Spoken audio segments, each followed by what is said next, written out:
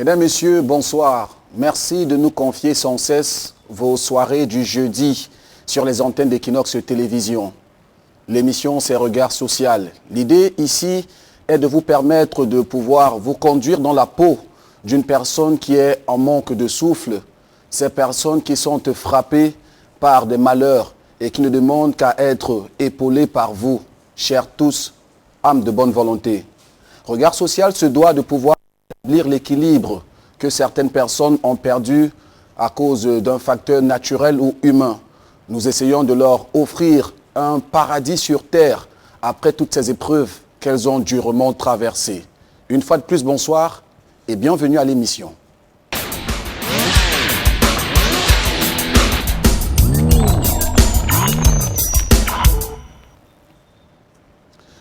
Ce numéro de Regard Social nous mènera au cœur de la vie d'une jeune fille, enfant de la rue. Elle est passée par le nozo et la crise qui y sévit avant de se retrouver à Douala, où une nouvelle vie, une nouvelle aventure s'est offerte à elle. Devenue enfant de la rue, elle est passée par plusieurs tentatives et aujourd'hui elle est victime d'un grave accident qui intente d'ailleurs à sa vie. La petite Awa, après bien sûr plusieurs troubles dans sa vie, a perdu ses fils, mais aussi elle est orpheline de père et de mère. Sa situation est vraiment au désespoir et elle appelle à l'aide, vous qui avez bien sûr une sensibilité humaine, vous qui êtes épris de compassion. Ce soir, nous aurons sur ce plateau des spécialistes naturellement qui vont nous tenir la chandelle, nous éclairer sur des questions de santé, surtout sur le cas qui concerne la petite Awa.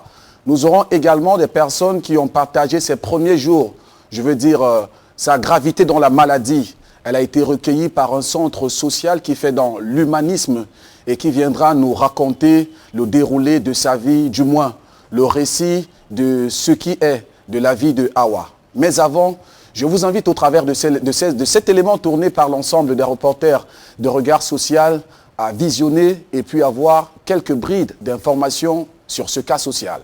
À tout à l'heure.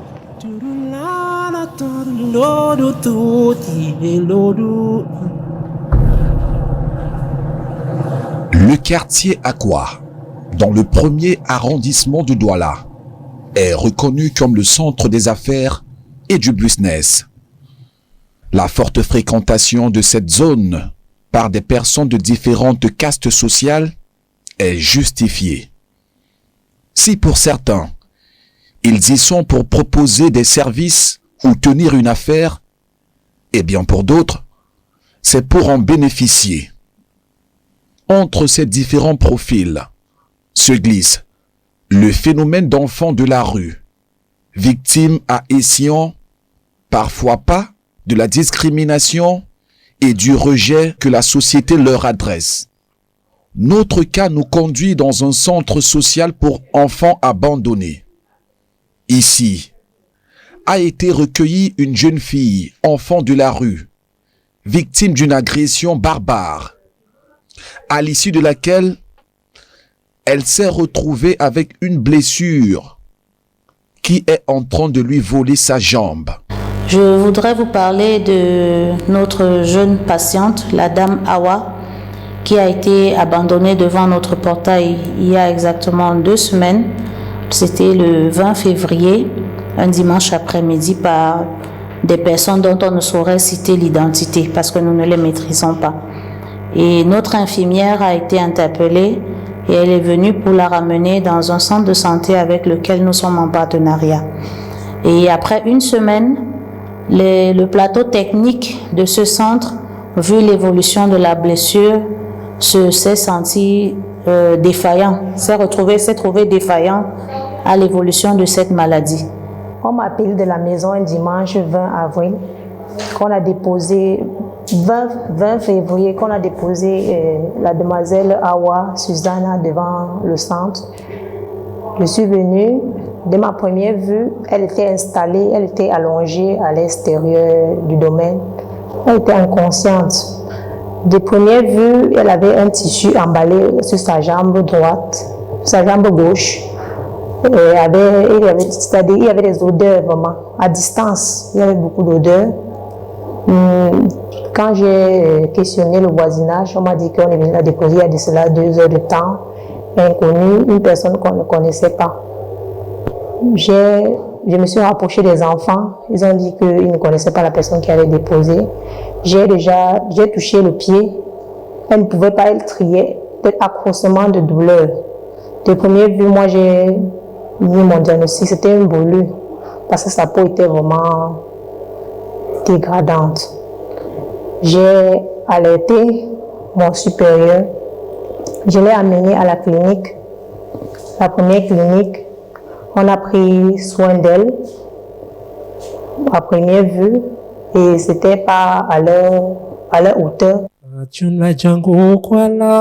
Awa est une jeune fille de la vingtaine, victime de la crise anglophone au Nozo. Elle se verra séparée de ses 2 enfants dont l'un est porté disparu. Son activité avant sa venue à Douala était la vente des oranges afin de nourrir ses bambins. La cherté de la vie à Limbé va l'obliger de regarder vers d'autres horizons.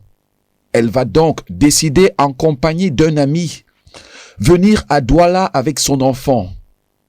Ceci, c'était sans réaliser les réalités qui l'y attendaient. It's a friend bring me here in Douala to search for a better life without knowing that it's a mistake. For me, I know that I will come in Douala, I'll be more than what I will be.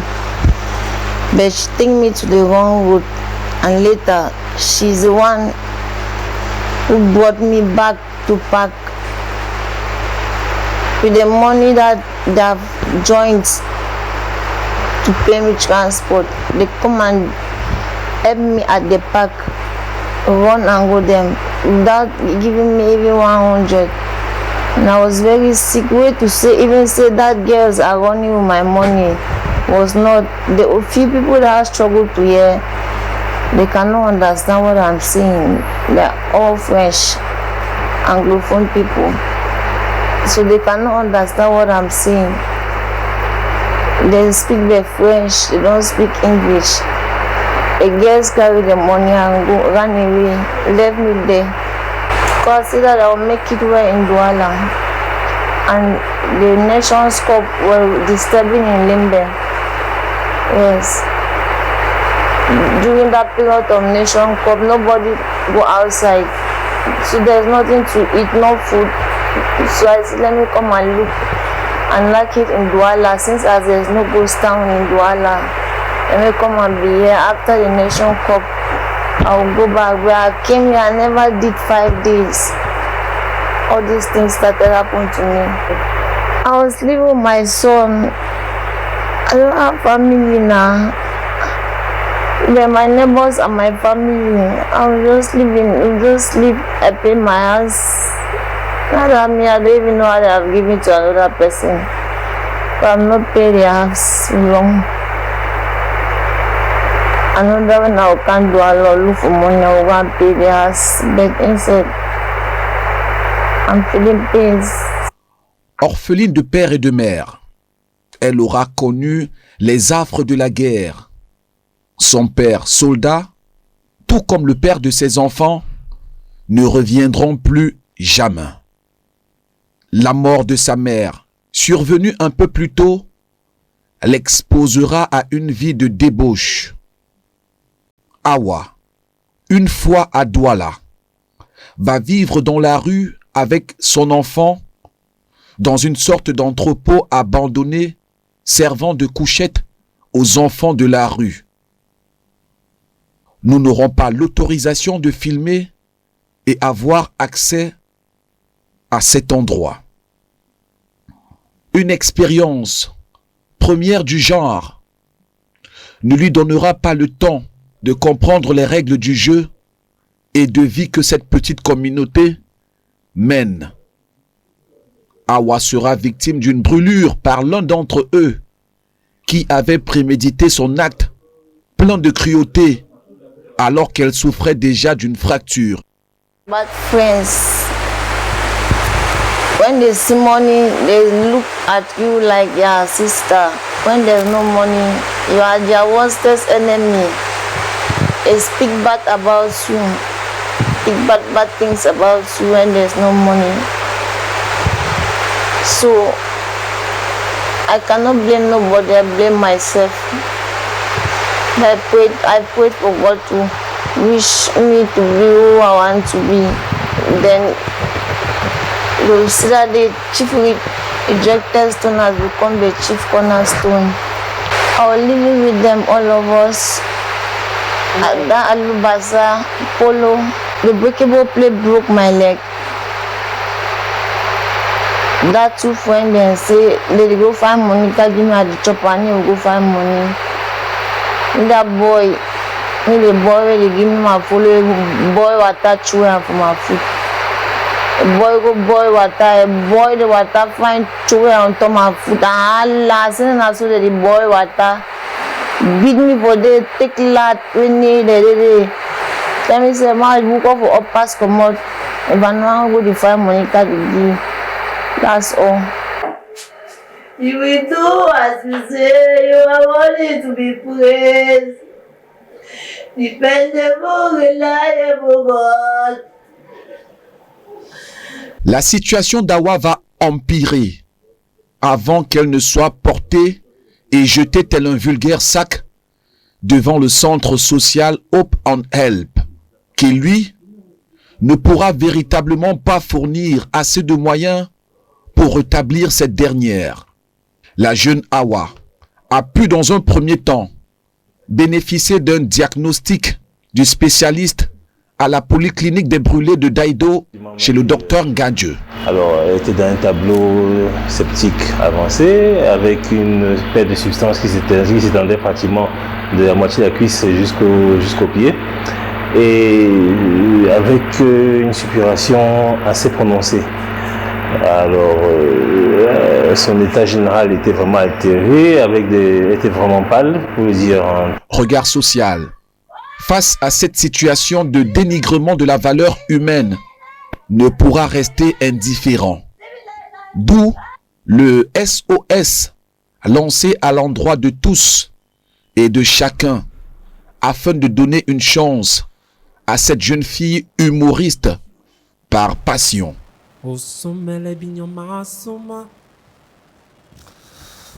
Retour sur le plateau après cet élément qui vous a certainement indiqué les conditions de vie de la petite Awa. Elle est bien sûr, je le disais en propos, en entame de cette émission, victime de la crise anglophone.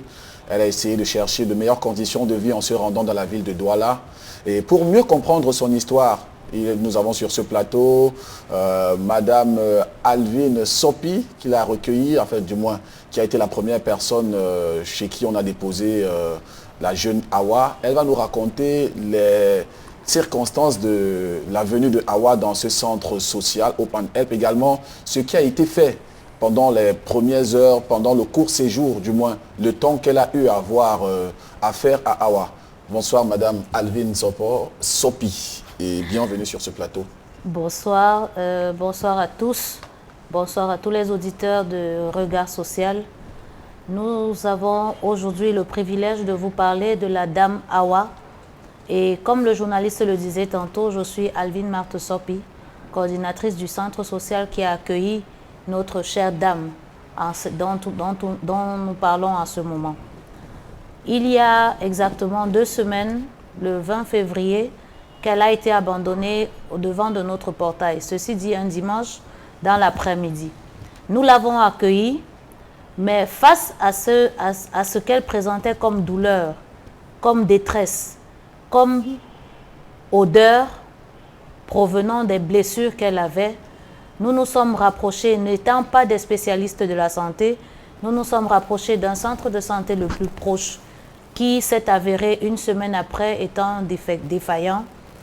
Et nous sommes allés auprès de la Quintini qui nous a fait savoir que leur plateau technique ne prenait pas en charge les brûlés et ils nous ont donc indiqué la clinique des brûlés de Daido où nous sommes allés en urgence, véritablement à 1 heure déjà très avancé, avec un cri de détresse. Malgré tout, toutes les difficultés que nous avons rencontrées, le coût qui nous était présenté, nous avions une vie humaine à sauver. Et cette jeune dame, nous l'avons, au-delà de tout ce que nous pouvions, nous l'avons offert entre les mains du médecin Gandieu, qui est le responsable de cette clinique, pour qu'il nous aide à sauver une vie. Nous ne savions pas comment faire, nous ne savions pas à quel sens nous vouer, mais nous avions trouvé une plateforme. Et c'était le plus important pour nous. Et aujourd'hui, Equinox nous offre, au travers de cette émission Regard Social, l'opportunité de vous parler à vous, qui nous écoutez. Pour vous dire que cette jeune dame, qui vient du sud-ouest, exactement de la ville de Limbé, elle a tout perdu. La crise anglophone lui a arraché ses parents, lui a arraché ses enfants, un de ses enfants, lui a arraché son époux, qui était militaire de l'armée marine. Et aujourd'hui, elle n'a plus qu'un seul enfant. Elle a un oncle qui est quelque part aussi dans le sud-ouest, dans la ville de Kumba, mais qui n'a pas encore renoué contact avec elle parce que ça fait 10 ans qu'ils ne se sont pas vus à cause des problèmes de famille d'abord et après la crise anglophone qui s'est ajoutée. Donc ça fait 10 ans qu'ils n'ont pas de contact, mais au travers de cette situation et des réseaux sociaux, il a refait signe de vie, mais nous ne l'avons pas encore rencontré. Et je pense que pendant que vous nous écoutez, il est certainement aussi en train de nous écouter et qu'au travers de cette émission, il donnera signe de vie, ne serait-ce que pour qu'on sache si elle a encore un parent qui peut venir lui apporter de la chaleur. Parce que dans cette situation, nous sommes ses seuls parents, le corps médical sont ses seuls frères et ses sœurs et le médicament son seul ami. Et si nous n'avons pas assez de médicaments pour prendre soin d'elle, à un moment, nous serons à bout de souffle. Parce que tout ce dont elle a besoin, c'est du médicament, c'est d'un sourire, c'est d'un ami, c'est de quelqu'un qui vient lui rendre visite et lui dit bonjour, avec qui elle peut causer. Elle est d'expression uniquement anglaise et ne se sent... Elle peut parler avec tout le monde, mais quand elle a quelqu'un en face d'elle qui lui parle l'anglais, elle se sent encore un peu plus épanouie parce qu'elle se dit avoir trouvé un de ses proches. Aujourd'hui, je suis sa seule maman. Je suis celle qu'elle présente à tout le monde comme maman. Pourtant, si nous regardons à l'alliance de sang ou à une relation quelconque, nous n'avons pas de relation. Mais je suis celle-là aujourd'hui à qui elle peut tout dire, sur qui elle peut s'appuyer quand elle a mal. Vous tous qui nous écoutez, je sais que vous avez un cœur sensible. Et je sais aussi que vous connaissez des personnes qui, comme elles, souffrent. C'est pourquoi nous venons au-devant de vous pour vous dire, s'il vous plaît, nous avons besoin de votre aide. Justement, on y viendra, on y arrivera, le moment bien sûr de pouvoir faire votre petit message à l'endroit des nombreux exemples sensibles qui nous regardent et qui nous font d'ailleurs confiance au fil du temps. Alors, j'aimerais qu'on entre un peu dans la vie de Hawa, puisque vous êtes sa confidente, vous êtes sa mère, vous le disiez tout à l'heure. Elle s'est confiée à vous. Comment est-ce qu'elle est arrivée à Douala? Qu'est-ce qui lui est arrivé concrètement? Hawa, c'est une jeune dame, pendant qu'elle était à Limbé, avec tout ce qu'il y avait comme crise, comme problème, comme difficulté, elle a travaillé comme femme de ménage dans le domicile d'une autorité de la ville. Mais face à la crise anglophone, l'autorité s'étant déplacée, elle a perdu son emploi. Ce qui a fait que le fonds qu'elle avait comme économie, elle a commencé à faire le commerce des oranges. Et pendant qu'elle faisait le commerce des oranges, la crise allant progressivement, elle s'est retrouvée dans l'impossibilité de continuer la vente. Et une amie lui a proposé, pendant la CAN qui vient de se passer, de se déplacer et de venir dans la ville de Douala, où il n'y a plus de stade, où la vie serait un peu plus paisible et lui donnerait plutôt la chance d'avoir d'autres possibilités de vie. Et elle s'est dit, compte tenu de ce qu'elle est la seule à prendre soin de son enfant qui est aujourd'hui de l'autre côté au Nigeria avec une personne à qui on l'a confié, pour qu'il puisse prendre soin et être en sécurité par rapport à la crise qui sévit dans son Limbe natal. Elle devait donc venir à Douala, continuer à chercher quelque chose à faire pour pouvoir aider son enfant et se prendre en charge elle-même. Sauf que cette aventure s'est avérée être une mésaventure parce que parvenu à Douala et logé dans un entrepôt où il faisait comme tâche la vaisselle, il collectait la vaisselle dans un entrepôt qu'ils appelaient Alubassa, ici à Douala, qui est un entrepôt général, un peu comme une entreprise. Il faisait de la vaisselle et un jour, pendant qu'elle voulait ranger la vaisselle dans l'étagère, l'étagère est tombée sur elle. Ça fait que tout ce qui était plaque, c'était des couverts cassables, se sont effrités sur elle. Et pendant qu'elle reçoit ses collègues, ses cochambriers, si on peut les appeler ainsi, l'ont aidé à enlever les débris de plats sur elle, mais ils ont reçu une mauvaise information, qui était celle de chauffer de l'eau pour nettoyer le pied qui avait reçu les blessures des débris de verre. Et pendant qu'il fallait chauffer l'eau, ne connaissant pas la température à laquelle il fallait chauffer l'eau, celui qui a chauffé l'eau a fait bouillir de l'eau pour nettoyer le pied.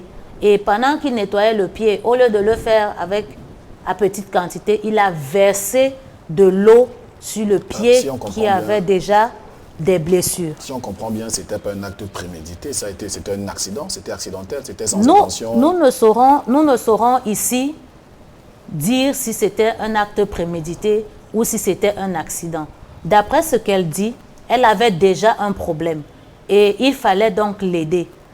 Les cochambriers ou alors les camarades de rue, les colocataires avec qui elle vivait, ont reçu l'information qu'il fallait nettoyer le pied avec de l'eau chaude. Chauffer à quelle température, personne ne le sait. Sauf que celui qui a aidé à chauffer l'eau l'a amenée à ébullition, mais n'a pas arrêté pendant qu'elle criait la douleur, pendant qu'elle se plaignait de ce que l'eau était trop chaude. Il n'a pas arrêté de verser de l'eau. Il a continué à verser de l'eau au point où le pied a pratiquement cuit. Et quelques jours, 2 jours après, elle a été drainée de cet entrepôt et abandonnée dans la rue. Et c'est donc de cette rue que quelqu'un l'a portée pour l'amener dans une gare routière et lui a remis la pièce de 100 francs en lui disant de rentrer à Limbe. Elle est dans la douleur, elle n'a que 100 francs et elle doit rentrer sur Limbe. Comment faire pour payer dans le transport, pour pouvoir rentrer à Limbe? Et comment rentrer puisqu'elle n'avait plus qu'un seul pied? Alors, elle vous arrive dans quel état?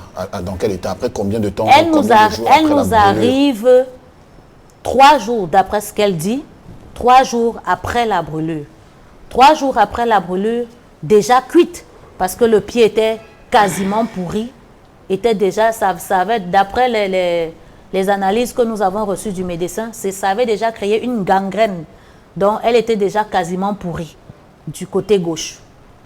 Et ça fait que l'odeur était déjà tellement développée que même dans un espace libre, on pouvait humer l'odeur de la pourriture de son pied. Donc vous pouvez convenir avec moi qu'elle a traversé un moment assez difficile. Nous ne savons pas comment ceux qui l'ont portée ont fait pour la conduire jusqu'à ce niveau, déjà au carrefour à la gare routière et puis maintenant à rue Pau à Aqua. Parce que de la gare routière où elle a été prise, nous ne savons pas en combien de temps est-ce qu'elle a été portée pour arriver jusqu'à notre portail. Mais ce que nous savons, c'est que la grâce de Dieu l'a conduit là et qu'aujourd'hui, elle est dans de bonnes grâces malgré le coût de la prise en charge. Une prise en charge d'ailleurs qui nécessite beaucoup de moyens. Nous verrons tout cela avec les spécialistes. D'ailleurs, le docteur Francis Ngandieu est avec nous, habitué de ce plateau. Bonsoir docteur et bienvenue. Bonsoir. À vos côtés, nous avons l'amitié et nous avons l'honneur et l'amitié de recevoir pour la première fois docteur Taka. Bonsoir docteur Taka. Charles.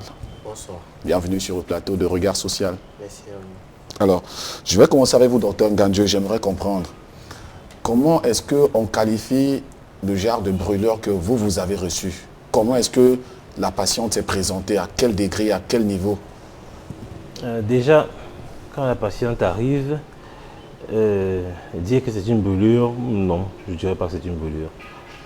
Ça pouvait être une brûlure. Maintenant, nous sommes dans une complication d'une brûlure. Ça veut dire qu'elle arrive avec une perte de substance au niveau de la peau, au niveau des muscles. On n'est plus sur une brûlure, on est sur une complication d'une brûlure. En fait, oui. C'est-à-dire qu'on a dépassé l'atteinte cutanée, on est sur l'atteinte des bâtiments, des muscles et autres. Donc c'est à ce niveau que nous nous trouvons quand elle arrive. Maintenant, le souci quand elle arrive, en plus de cette perte de substance, il y a un tableau d'infection vraiment massive. Et en plus, elle est dans un état général vraiment altéré, c'est-à-dire qu'elle est vraiment pâle et du coup pas très cohérente. Ce qui aussi nous embête parce que nous ne pouvons pas avoir réellement son histoire. Alors docteur, moi j'aimerais savoir, hein, naturellement comme tous les téléspectateurs, au vu bien sûr de la plaie telle qu'elle se présentait à vous, est-ce que ça datait, on peut dire qu'en termes de durée, de complications, comme vous disiez, c'était 3 jours après la brûlure? Alors, en matière de complications, savoir si c'est 3 jours après, 5 jours après, 10 jours après, c'est difficile à dire. Nous savons qu'une infection s'installe après 5 jours en général. Donc on va dire que ok, c'était au moins 5 jours. Mais définir exactement le temps mis pour arriver à ce stade, non, c'est impossible. Docteur Taka, vous êtes avec nous, vous êtes généraliste. J'aimerais savoir, est-ce que lors d'une brûlure, il est possible que des complications surviennent jusqu'à ce niveau? Que ce soit une brûlure de premier ou troisième degré. Est-ce que des complications peuvent aller, vous avez eu les clichés, vous avez eu des photos de la patiente en question. Est-ce qu'il est possible qu'une brûlure puisse détériorer un pied jusqu'à ce niveau? Déjà, d'abord, merci de passer la parole. Déjà, oui, il est possible que ces brûlures arrivent jusqu'à un niveau assez déplorable, comme nous l'avons vu, dû au fait que ça dépend première des choses, du délai de la prise en charge de la brûlure. Deuxième des choses, des complications qui surviennent. Dans le cas de l'enfant de la jeune Awa, dans son cas, les premiers soins, je peux dire, appliqués par ses co-camarades n'ont pas été ce qu'il fallait faire, n'est-ce pas? Donc c'est ça qui a encore plus engagé le pronostic de la complication de la brûlure de Awa. Donc dans ce cas-ci, il est possible qu'en l'espace de peu de temps, et beaucoup plus, la brûlure qui était simple au départ puisse se compliquer et atteindre ce stade dont nous avons présent. Alors j'aimerais savoir, dites-nous, il y a eu une première tentative de prise en charge, on va dire c'est ainsi, qui a été opérée au travers bien sûr d'un centre de santé. Est-ce que le bon diagnostic avait été posé par les personnes qui ont commencé la prise en charge de Awa? Déjà, cela dépend de l'état dans lequel Awa est arrivé. Cela dépend de lequel Awa est arrivé au centre de santé. Je pense que le mieux, c'est de commencer dès la base. Est-ce que cette blessure de brûlure, de complication de brûlure, n'a pas été mal diagnostiquée? C'est ce qu'on veut savoir, pour que bien après on se désiste, parce que les soins ont commencé dans un premier temps, et puis ça s'est arrêté. Comment comprendre ça? Je ne peux pas répondre avec certitude, parce que déjà, je n'étais pas présent lors de l'arrivée d'Awa au centre. Mais ce que je dis, en fait, c'est que, je reviens sur ce que j'ai dit, tout dépend de l'état dans lequel Awa a été trouvé. Déjà, lors d'une brûlure, comme la dame l'a expliqué, si la patiente arrive avec... elle avait déjà des vers dans le pied, ensuite il y a des brûlures à l'eau chaude et tout. Les premiers soins déjà appliqués n'ont pas été bons. Déjà par les cochambriers, un truc qu'on devait sensibiliser la population sur ça. Le premier sécurisme lors devant les brûlures, devant certains cas. Deuxième des choses, évidemment, comme la dame l'a dit dans les centres, là, ils n'ont pas le matériel nécessaire. Et la prise en charge, déjà le diagnostic, comme je dis, dépend de celui qui a vu la malade et dépend de comment la malade se présentait. Et ensuite, la prise en charge, quand elle est mal faite, elle peut se compliquer, comme vous l'avez vu. Quand elle est bien faite, elle peut donner à une suite favorable. Mais au vu de l'état dans lequel le docteur Wanju l'a trouvé, je pense qu'elle n'a pas été comme il fallait être. Alors, je vous renvoie la même question, docteur Gandieu. On aimerait savoir, vous qui avez eu le malade, vous qui avez consulté le malade, j'aimerais savoir, est-ce qu'il est vraiment possible qu'un mauvais diagnostic dans la première prise en charge ait été mal posé? Bon, Déjà. Parce que bien après, des complications sont survenues, on commence à s'y résister. La chose la plus simple en matière de brûlure, c'est que quand le patient arrive, il vous dit « j'ai été brûlé ». Donc automatiquement, le diagnostic est posé, c'est une brûlure. Maintenant, quel type de brûlure, quelle profondeur, quelle superficie, ça encore, on peut arriver à dire qu'on n'a pas pu apprécier exactement. Mais de toutes les façons, entre le premier et le troisième degré, en dehors du troisième degré, le premier et le deuxième degré peuvent être pris en charge de manière assez simple. Par conséquent, c'est certainement le défaut de prise en charge initiale qui a fait en sorte, le défaut de prise en charge initiale, quand elle était encore dans le hangar, qui a certainement compliqué la situation de telle manière que quand elle arrive dans le premier centre de santé, il se retrouve face à une brûlure qui est déjà compliquée. Et par conséquent, n'étant pas habitué à le faire, il se retrouve perdu, c'est comme ça. D'accord. Alors, des complications sont survenues. Est-ce qu'on peut aujourd'hui dire véritablement les complications qui sont survenues dans le cas de Hawa? Qu'est-ce qu'elle vit dans son pied? Les complications survenues sont simples, c'est tel qu'on l'a vu sur les images. On constate effectivement qu'il y a une nécrose au niveau de la peau, c'est-à-dire que la peau qui était brûlée a nécrosé, puisqu'elle a dû être excisée dans le centre de santé. Ensuite, il y a une infection, donc deux complications majeures déjà, infection, nécrose cutanée, nécrose d'autres éléments musculaires. Voilà les complications que nous avons eues. On observe également sur la jambe de Hawa le fait que la peau soit en train de disparaître. Qu'est-ce qui explique ça, docteur? Qu'est-ce qui peut faire à ce que, puisque la chair a pris place aujourd'hui, carrément, la peau est quittée du pied? Déjà, il faut préciser que l'image que vous retrouvez, c'est la meilleure version de l'image d'Hawa. Parce que à l'admission, c'était pas vraiment si joli. Voilà. À l'admission, c'était bien plus affreux. La peau a nécrosé, ça veut dire que la peau est morte. En fait, normalement, si elle est morte, elle doit s'en aller. C'est comme ça. Donc, en dessous de la peau, nous avons quoi? Un tissu aponeurotique qui recouvre. Quand la peau est morte, ce tissu, il faut l'enlever, il ne sert plus à rien. Ensuite, nous avons le muscle. Le muscle, donc, qui est l'élément essentiel en dessous de la peau. Parce que tout cela vise à faire quoi? À préserver nos vaisseaux, nos nerfs et les os. Parce que du moment que les vaisseaux, nerfs et os sont à nu, on n'a presque plus rien à gagner. Donc, une fois que la peau est quittée, le muscle est le seul élément qui permet de préserver le membre. Donc, il doit être conservé absolument. C'est pourquoi la peau s'en va et on fait tout pour préserver ce muscle. Alors, on va essayer d'éclairer, puisque cette émission, j'ai pour tradition de le dire, a aussi une option pédagogique. Nous avons aussi pour mission d'enseigner, de renseigner des personnes sur des cas certainement qui peuvent être les siens ou alors dans leurs alentours. Alors, j'aimerais qu'on parte sur ce qui est de basique. Les brûlures, comment est-ce qu'elles se présentent? Elles vont comment? Combien de brûlures connaissons-nous? Est-ce que les brûlures à l'eau sont pareilles que les brûlures au feu, de façon au contact? D'accord. Déjà, les brûlures peuvent être causées par plusieurs facteurs externes. N'est-ce pas? Nous avons des brûlures thermiques qui peuvent être causées par de l'eau, la vapeur du gaz. Nous avons des brûlures qui peuvent être des brûlures électriques. Nous avons les brûlures chimiques. N'est-ce pas? Nous avons les brûlures qui peuvent être causées par rayonnement solaire. Déjà, basiquement, nous avons les brûlures de premier degré, deuxième degré, troisième degré. Je ne vais pas trop entrer dans la classification. Mais ce que je veux expliquer en fait, c'est que les brûlures ont plusieurs stades. Il y a des stades assez banals. Le premier stade, c'est la rougeur, n'est-ce pas? La peau s'attaque à la première couche de la peau. Là, on observe un érythème dont la peau est rouge et tout. Les brûlures, il y a maintenant une seconde phase des brûlures. Là, on parle des phlyctèmes, si vous voulez, les cloques. La peau, elle est un surélèvement de la peau. Là, on est déjà dans la deuxième couche de la peau. Donc, après l'épiderme, l'œdème, on a un surélèvement qui peut être dû avec, il y a des soulèvements, ça forme des bulles. Ça peut être circonscrit, bien étendu. Maintenant, des cas de carbonisation. La peau peut être pâle. La peau peut être comme de la scie. La peau peut être noirâtre, n'est-ce pas?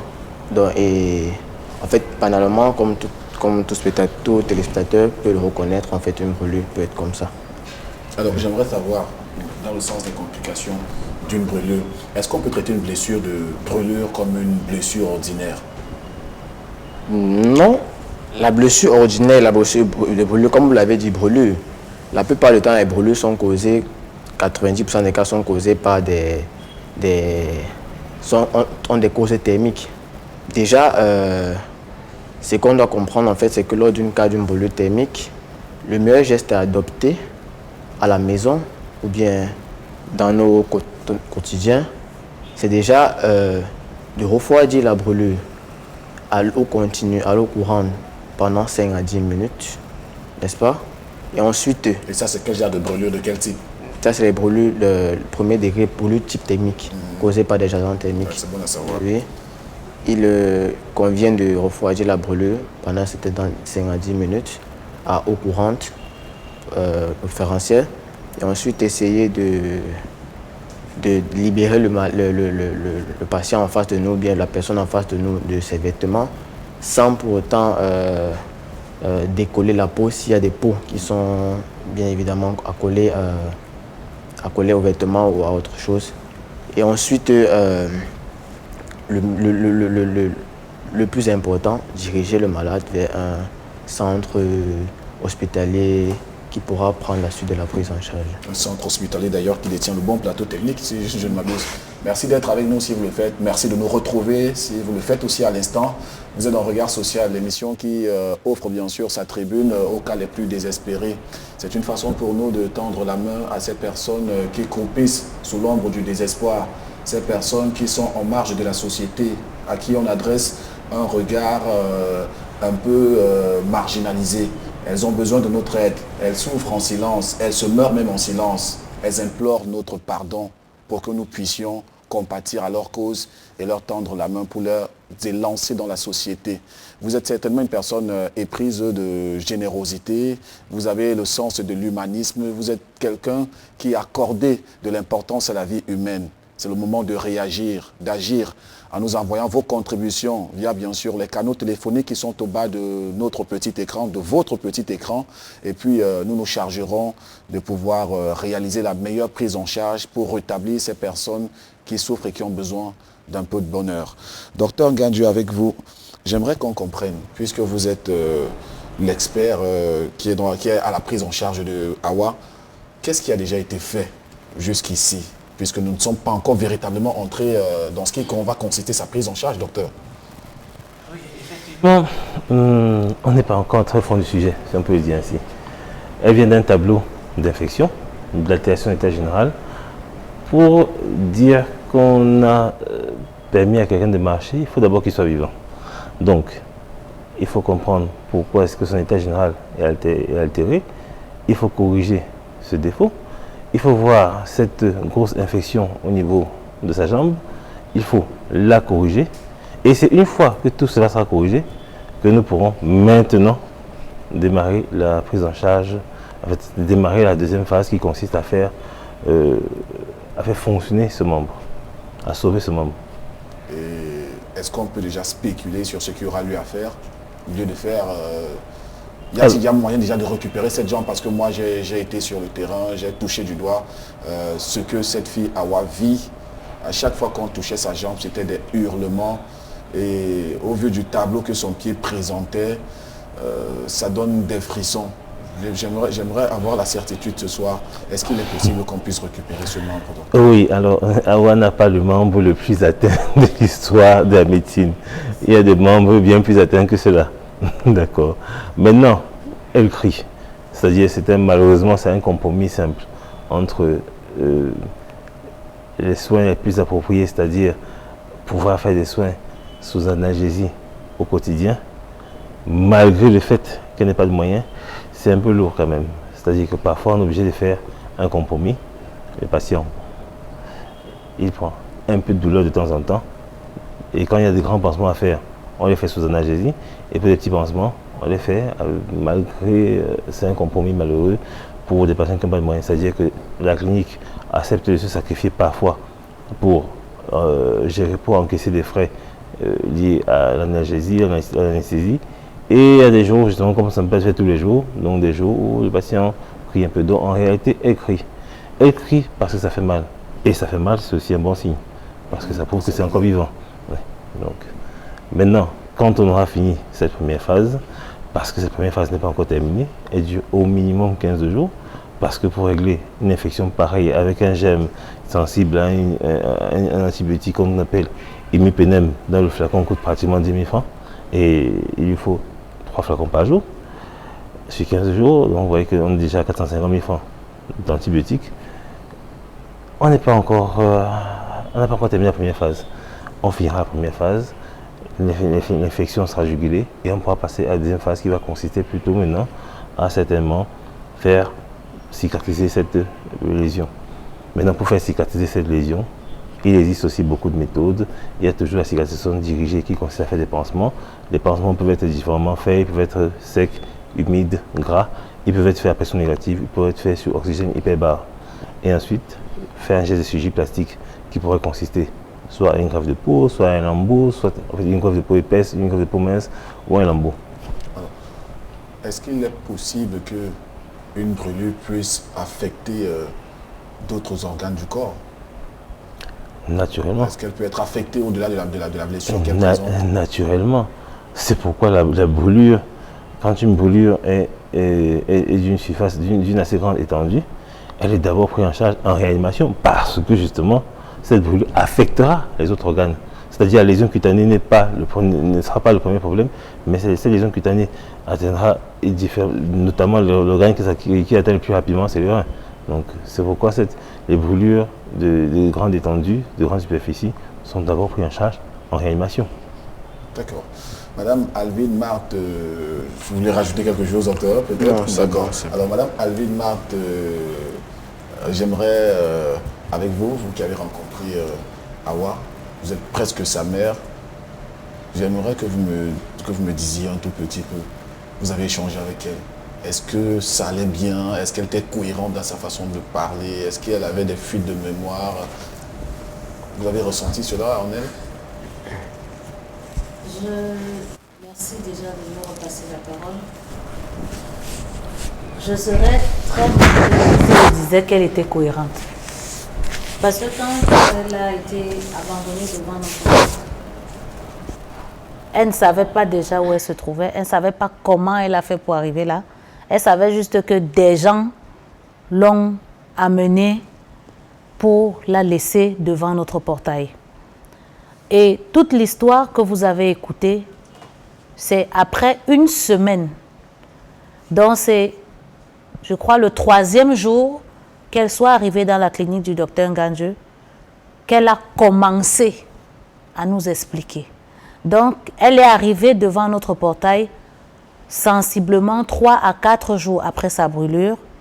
Elle a fait une semaine dans un centre de santé, dans un centre hospitalier où nous l'avions conduit pour des soins. Mais après une semaine, donc ça veut dire que ça faisait déjà une dizaine de jours.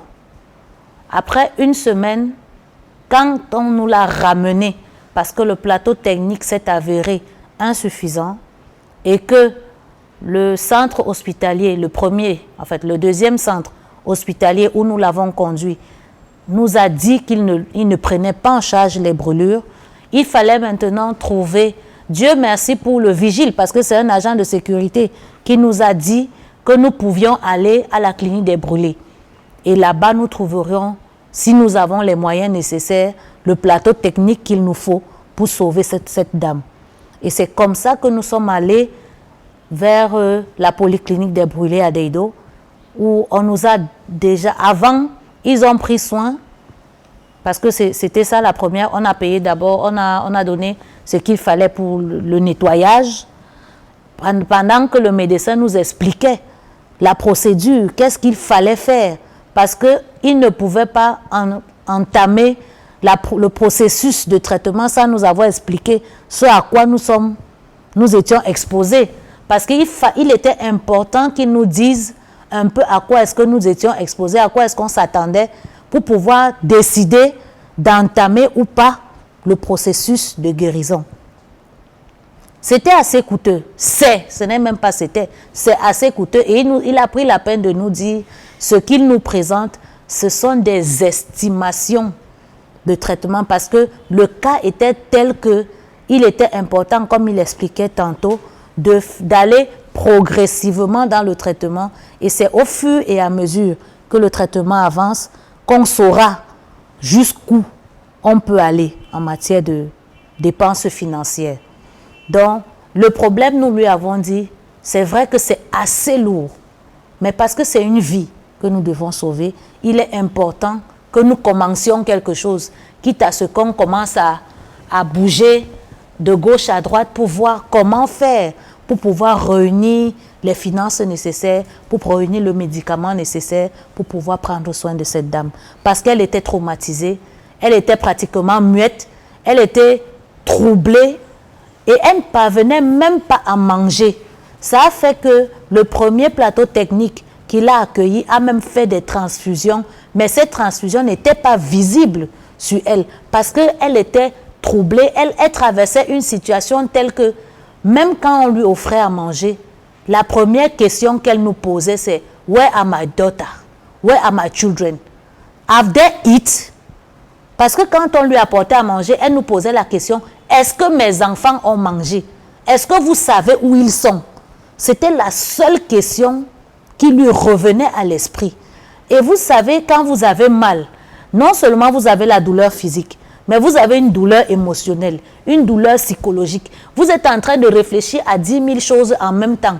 Entre-temps, vous faites le deuil de vos parents qui sont morts et vous ne savez même pas où on les a enterrés. Du coup, le traumatisme était grand. Aujourd'hui, Awa peut nous parler, elle peut même chanter, mais ce n'était pas ça le premier jour quand nous l'avons rencontrée. Au-delà de tout, je me souviens qu'il y a quelques jours, elle m'a dit « Maman, tu sais que j'aime lire, je veux aussi chanter. Trouve-moi une Bible en anglais. » Et elle a insisté pour que toutes les chaînes qui passent dans sa chambre ne soient que des chaînes de musique parce qu'elle aimerait écouter quelque chose qui lui donne de penser différemment, de vivre autre chose. Et comme les infirmières disent, elle est une patiente, certes, de temps à autre, au-delà de la douleur un peu capricieuse, mais elle est assez obéissante. Et je pense que si nous mettons tout ce qu'il faut en jeu, je crois que le plateau technique de cette polyclinique pourrait nous redonner de l'espoir, véritablement. Nous croyons fort au pouvoir de la solidarité. Nous croyons fort au pouvoir que les téléspectateurs nous confèrent à chacune des occasions, à chacun des appels que nous leur avons lancés. Vous n'avez jamais dérogé à la règle, celle de pouvoir nous retourner en retour vos contributions afin que nous puissions venir en aide, être au chevet de ces personnes qui sont dans le grand besoin. Dieu seul sait combien de fois ces personnes souffrent au très profond d'elles. Je vous invite par la même occasion à réagir. Vous savez comment ça se passe. Vous nous envoyez vos contributions via les numéros qui sont au bas de votre petit écran et nous prendrons le temps de rendre vos noms à l'antenne. Alors, docteur Ngadjou, j'aurais bien voulu avoir avec nous le docteur Adolphe Ikome, le psychologue qui s'est absenté, qui nous a malheureusement faussé compagnie en raison de son travail. J'aimerais qu'on aborde un peu l'aspect psychologique. Est-ce qu'on peut dire que la blessure a, comment dire, déclenché son traumatisme qu'elle traverse ces jours? Alors, déjà, la blessure a déclenché son traumatisme. Je dirais plutôt que son traumatisme physique a déclenché son traumatisme psychologique. Maintenant, il y a un traumatisme psychologique initial. Cette brûlure se complique. Ça augmente le stress. Donc, du coup, ça accentue son traumatisme psychologique. On arrive à un point où il y a une infection. C'est nauséabond, c'est malodorant. Déjà, le fait de ne pas pouvoir approcher des gens augmente encore le traumatisme psychologique. Maintenant, on arrive à un stade où on essaie de traiter et il y a la douleur qui augmente aussi son traumatisme psychologique. Donc, effectivement, on va dire, cette brûlure, ce traumatisme a vraiment mis en place un volet psychologique très important. Au vu bien sûr de la situation, sa situation d'enfant de la rue, on va appeler ça comme ça, enfant de la rue, je disais tantôt, est-ce que le traumatisme aussi est dû au fait des nouvelles fréquentations? Alors, déjà... Parce qu'elle fait allusion aux mauvaises rencontres, aux mauvaises compagnies dans lesquelles... Oui, c'est comme on dit, il y a déjà un traumatisme lié à l'accident, bon, accident entre griffes. Bon, maintenant, elle est enfant de la rue. Ça veut dire que forcément, elle vit des choses inimaginables. Elle vit des choses inimaginables. Dans la rue, si vous restez à l'extérieur après à 22 h, vous allez voir des choses inimaginables. Alors, on va prendre pour exemple un enfant qui se shoot avec une sandale. Ce sont des choses inimaginables. Il enroule une sandale, il met le feu et il fume cette sandale. Ce sont des choses inimaginables. Je vous assure, quand vous voyez ces comportements dans la rue, c'est atroce. Donc, déjà, ça, il y a certainement ce gros problème social qu'elle avait. Et associé à tout ça maintenant, un traumatisme pareil, c'est pas donné. Est-ce qu'on a pu relever d'autres complications chez Awa? Ou alors ça pourra survenir bien plus tard? Alors, il faut dire que Awa se remet à peine. C'est-à-dire que actuellement, nous pouvons communiquer avec Awa. À l'admission, Awa ne communiquait pas. C'est-à-dire que, à la limite, on peut dire qu'on a imaginé ce qui s'est passé. Tout simplement. Donc, c'est maintenant qu'Awa peut raconter. Et certainement, avec le temps, on en saura beaucoup plus. Parce que je suis sûr qu'elle a raconté la partie la plus simple. Il y a une partie toujours que le cerveau de manière involontaire enfouit une certaine partie toujours. D'accord. Alors je reviens avec vous, docteur Taka. Vous avez embrayé sur cette question. Les dispositions à prendre. Vous avez essayé d'évoquer quelques-unes.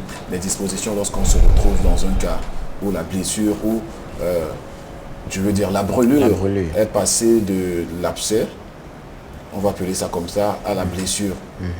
Qu'est-ce qu'il y a lieu de faire lorsque l'abcès, je veux dire l'abcès, l'abcès est passé à la blessure, qu'est-ce qu'il y a lieu de faire dans une maison où qu'on soit? Déjà, comme j'ai déjà eu à le dire, pour que ça, on dit ça pour que ça ne se répète pas bien plus tard. D'accord. Déjà, dans des cas de brûlure, bien évidemment, les cas de brûlure, qu'elles soient superficielles ou profondes, qu'elles soient en état de rougeur simple ou bien de bulle, comme vous êtes en train de dire, de bulle, la meilleure attitude à adopter, on commence déjà à la maison avec les gens qui vivent à la maison. La meilleure attitude à adopter déjà, c'est d'essayer d'éloigner déjà la personne de l'objet, de l'agent causant de la brûlure.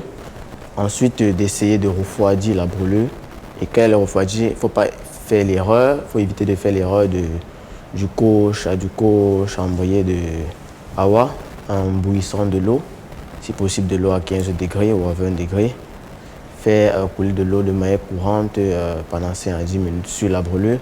Maintenant, certaines vont demander, mais pour une surface un peu plus grande, ça se passe comment? Déjà, pour les surfaces assez circonscrites comme le cas d'Awa, c'est assez simple, faire couler de l'eau de manière continue, comme je dis, pendant 5 à 10 minutes. Et ensuite, n'est-ce pas, essayer maintenant d'enlever les habits, les vêtements, ça peut être un pagne, ça peut être une robe qui est sur la personne. Essayer de l'éloigner sans toutefois décaper la zone brûlée, sans toutefois décaper les bulles, sans toutefois les percer et tout. Comme on fait souvent à la maison, on essaie de percer, donc sans toutefois les faire ça. Et pour finir, l'un des points les plus importants, transporter le malade vers un centre hospitalier adéquat. Dans un centre hospitalier qui peut prendre en charge ses brûlures. D'accord, vous le disiez déjà d'ailleurs. Avec vous, Madame Alvin Marthe, j'aimerais comprendre quelque chose. Oui. Alvin Marthe Sopi, voilà, ça c'est le complet. J'aimerais comprendre quelque chose. Vous faites dans l'action sociale, oui. Certainement votre tutelle des affaires sociales. Est-ce que vous avez essayé de contacter, d'entrer en contact, relater bien sûr ce que vous vivez avec ces enfants de la rue, pas que pour le cas d'Awa? Comment ça se passe?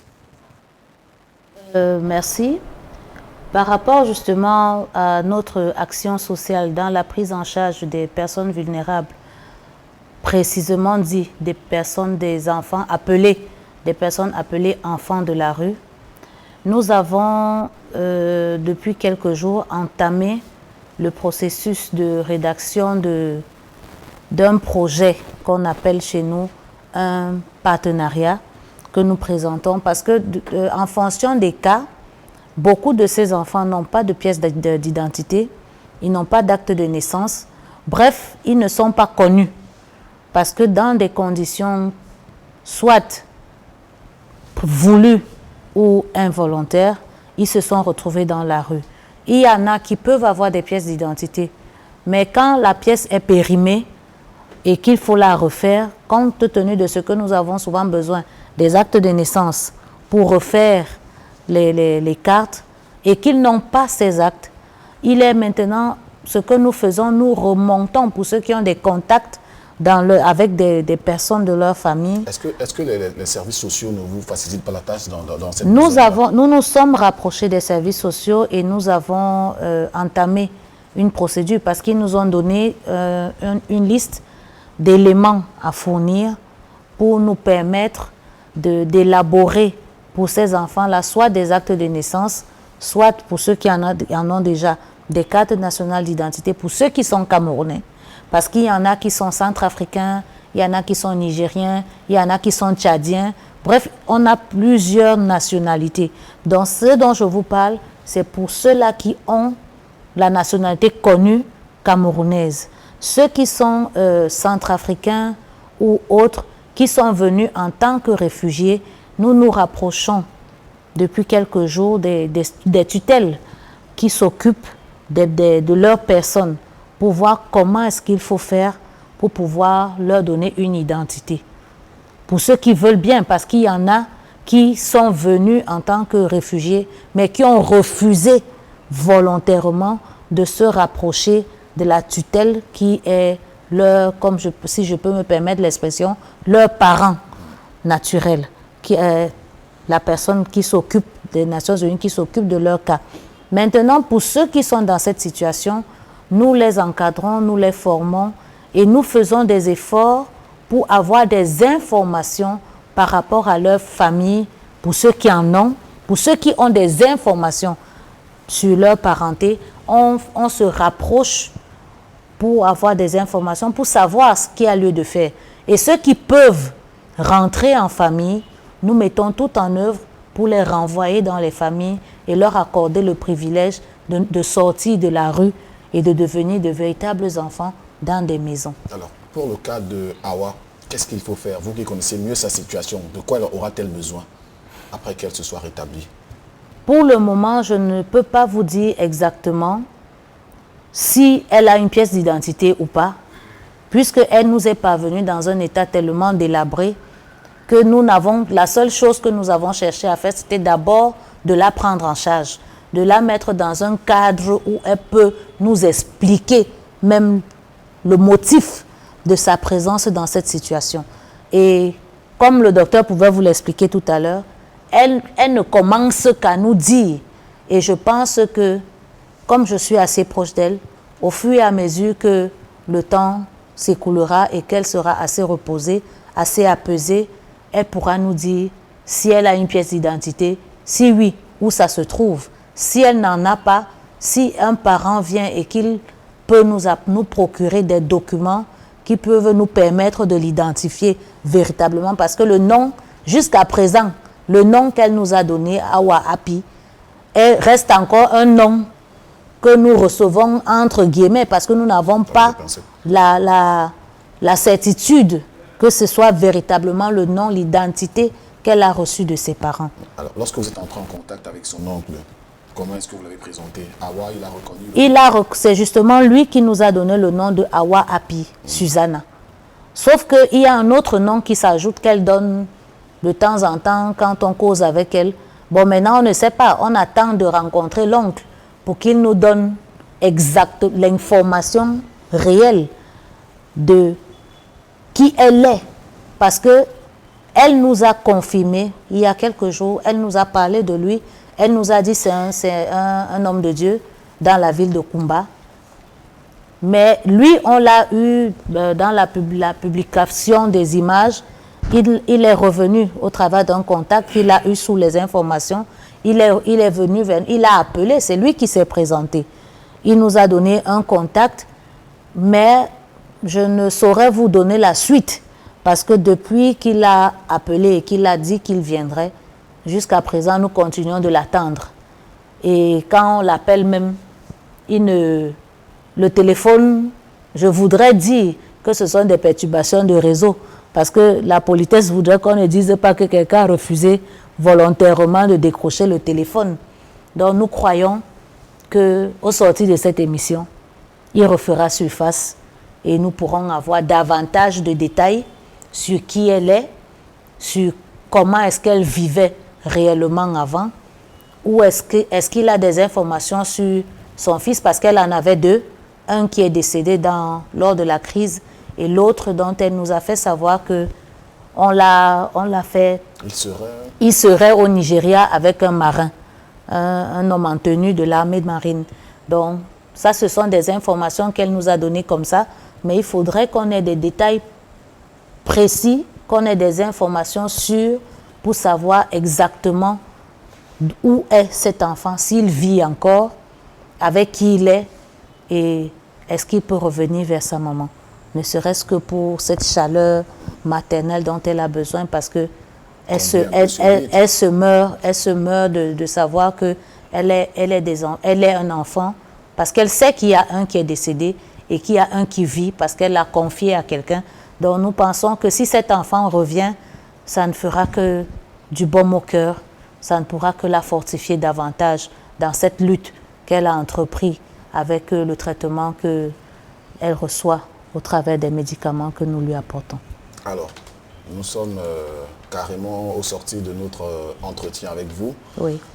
Merci d'ailleurs d'avoir été notre relais pour qu'on puisse mettre la main sur cette fille désespérée qui est en train de perdre la vie, de perdre sa jambe, de tout perdre carrément. Elle a tout perdu, perdu son enfant, perdu ses parents. Elle se retrouve seule dans la ville de Douala, dans le statut d'enfant de la rue. Elle n'a plus jamais besoin de vous, que jamais, que personne. Elle a vraiment besoin de vous et elle compte sur vous, sur votre âme pétrie de générosité pour la sortir de là. J'aimerais apprécier votre message à l'endroit des millions de téléspectateurs qui nous regardent ce soir. Qu'est-ce que vous leur dites pour toucher leur cœur, pour les amener à contribuer pour la cause d'Awa? Je dirais tantôt que quelqu'un pourrait se poser la question pourquoi je souris. Mais en fait, souvent nous sourions pour masquer les douleurs les plus profondes que nous avons. Awa, c'est une jeune fille, c'est une jeune dame pleine de vie, humoriste, comme elle le dit souvent. Elle a été formée pour donner le sourire à quelqu'un. Elle a été formée pour faire rire. Mais aujourd'hui, elle est clouée sur ce lit où, pour se mettre à l'aise, elle a besoin d'une sonde. Elle mange très peu parce qu'elle a peur d'aller au sel, parce qu'elle se dit, elle ne peut pas se lever pour aller s'asseoir sur un pot pour faire les selles. C'est très difficile. Peut-être que vous voyez les images aujourd'hui, ces images sont très améliorées. Ces images sont belles parce que la caméra a passé du temps pour vous présenter quelque chose. Mais Awa souffre. Elle souffre énormément. Il y a des personnes qui ont même détourné le regard de ces images parce que c'est atroce. Quand on lui fait un pansement, même les infirmières, n'eût été leur appel, leur fonction, ne supporteraient pas ce cri de douleur. Et comme le médecin le disait tantôt, à certains moments, ils sont contraints de lui faire, de la mettre sous anesthésie. Mais c'est assez douloureux, c'est assez lourd financièrement parce que le traitement par jour, quand il est moins, je peux le dire parce que c'est nous qui, pour le moment, quand il est moins et qu'on n'a rien payé, il est au moins à 70 000 francs la journée, sans compter tout ce qu'il faut comme petit matériel, sans compter la chambre d'hospitalisation où il est important qu'elle soit pour pouvoir recevoir tous ces soins. Chers tous, je sais que vous me regardez, je sais que vous m'écoutez et je parle à un cœur. Je parle à quelqu'un qui écoute et qui ne sait pas ce qu'il peut faire pour redonner le sourire à cette jeune fille. Vous avez des contacts, vous avez une adresse. Si vous ne pouvez pas écrire, ou alors si pour écrire vous avez besoin de voir, Si vous êtes dans la ville de Douala, si vous êtes dans la région sur le territoire camerounais et que vous pouvez vous déplacer, déplacez-vous, venez rendre visite à Awa. Passez quelques minutes avec elle, ça lui fera du bien. Et quand vous sortirez de là, prenez la bonne décision. Apportez-lui de l'aide. Elle en a besoin. Une seule main ne saurait résoudre ce problème. Nous avons besoin qu'ensemble, nous soyons forts, qu'ensemble, nous réussissions à ressortir de cette fille la vie dont elle a besoin pour qu'elle puisse continuer à mener cette activité d'humoriste, qu'elle puisse continuer à vivre, à jouer ce rôle de maman qu'elle était pour véritablement être ce modèle qu'elle dit vouloir être pour les jours à venir, pendant qu'elle sera remise sur ses pieds. Merci. J'ose espérer que ce soir, nous ne nous assiérons pas devant nos téléviseurs, prendre une bonne dose d'émotion, regarder et puis aller dormir. Il faudrait que l'émotion qui vous habite, la compassion qui est en vous soit manifeste au travers de vos contributions. Nous en avons vraiment besoin pour sauver des vies. Soyez des magiciens, opérez la magie dans la vie de ces personnes, car qui donne prête à Dieu. Madame Alvin Marthe Sopi, merci encore pour ce que vous faites. Vous n'êtes pas venu si vous êtes avec votre collaborateur. Certainement, vous avez, c'est monsieur... Franck Anon. Monsieur Franck. Monsieur Franck Anon d'Égypte. Vous également, vous travaillez pour le centre. Je suis le chargé des projets du centre, en fait, qui accueille Awa. Et d'autres jeunes comme Awa, malades, vous en avez là-bas certainement? Non, pas des jeunes malades, mais plutôt des enfants dits, comme ma collaboratrice a si bien dit, des jeunes enfants dits, enfants de la rue. Donc, pour le moment, les plus dominants sont les masculins. Et les masculins, ça se passe bien? Ça se passe bien, il y a des activités au centre, entre autres des repas, des formations et puis des loisirs. On viendra vous rendre visite de ces quatre. Merci encore en tout cas pour tout ce que vous faites dans l'action sociale. Ça nous rassure un peu. Mesdames, Messieurs, vous nous recevez certainement dès cet instant, vous nous prenez. Sachez que vous êtes dans le bord, bien sûr, de notre regard social. Édition de ce soir, nous sommes dans la peau d'une jeune fille enfant, dit enfant de la rue, passez-moi l'expression. Elle s'appelle Awa, mère d'enfant dont elle ne sait où l'un de ses enfants est aujourd'hui.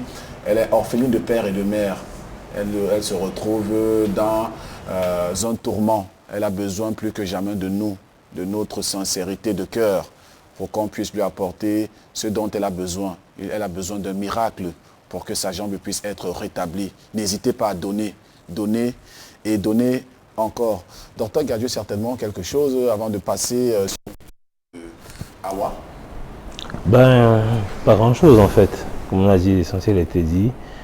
Awa a besoin de beaucoup de médicaments, de beaucoup de soins.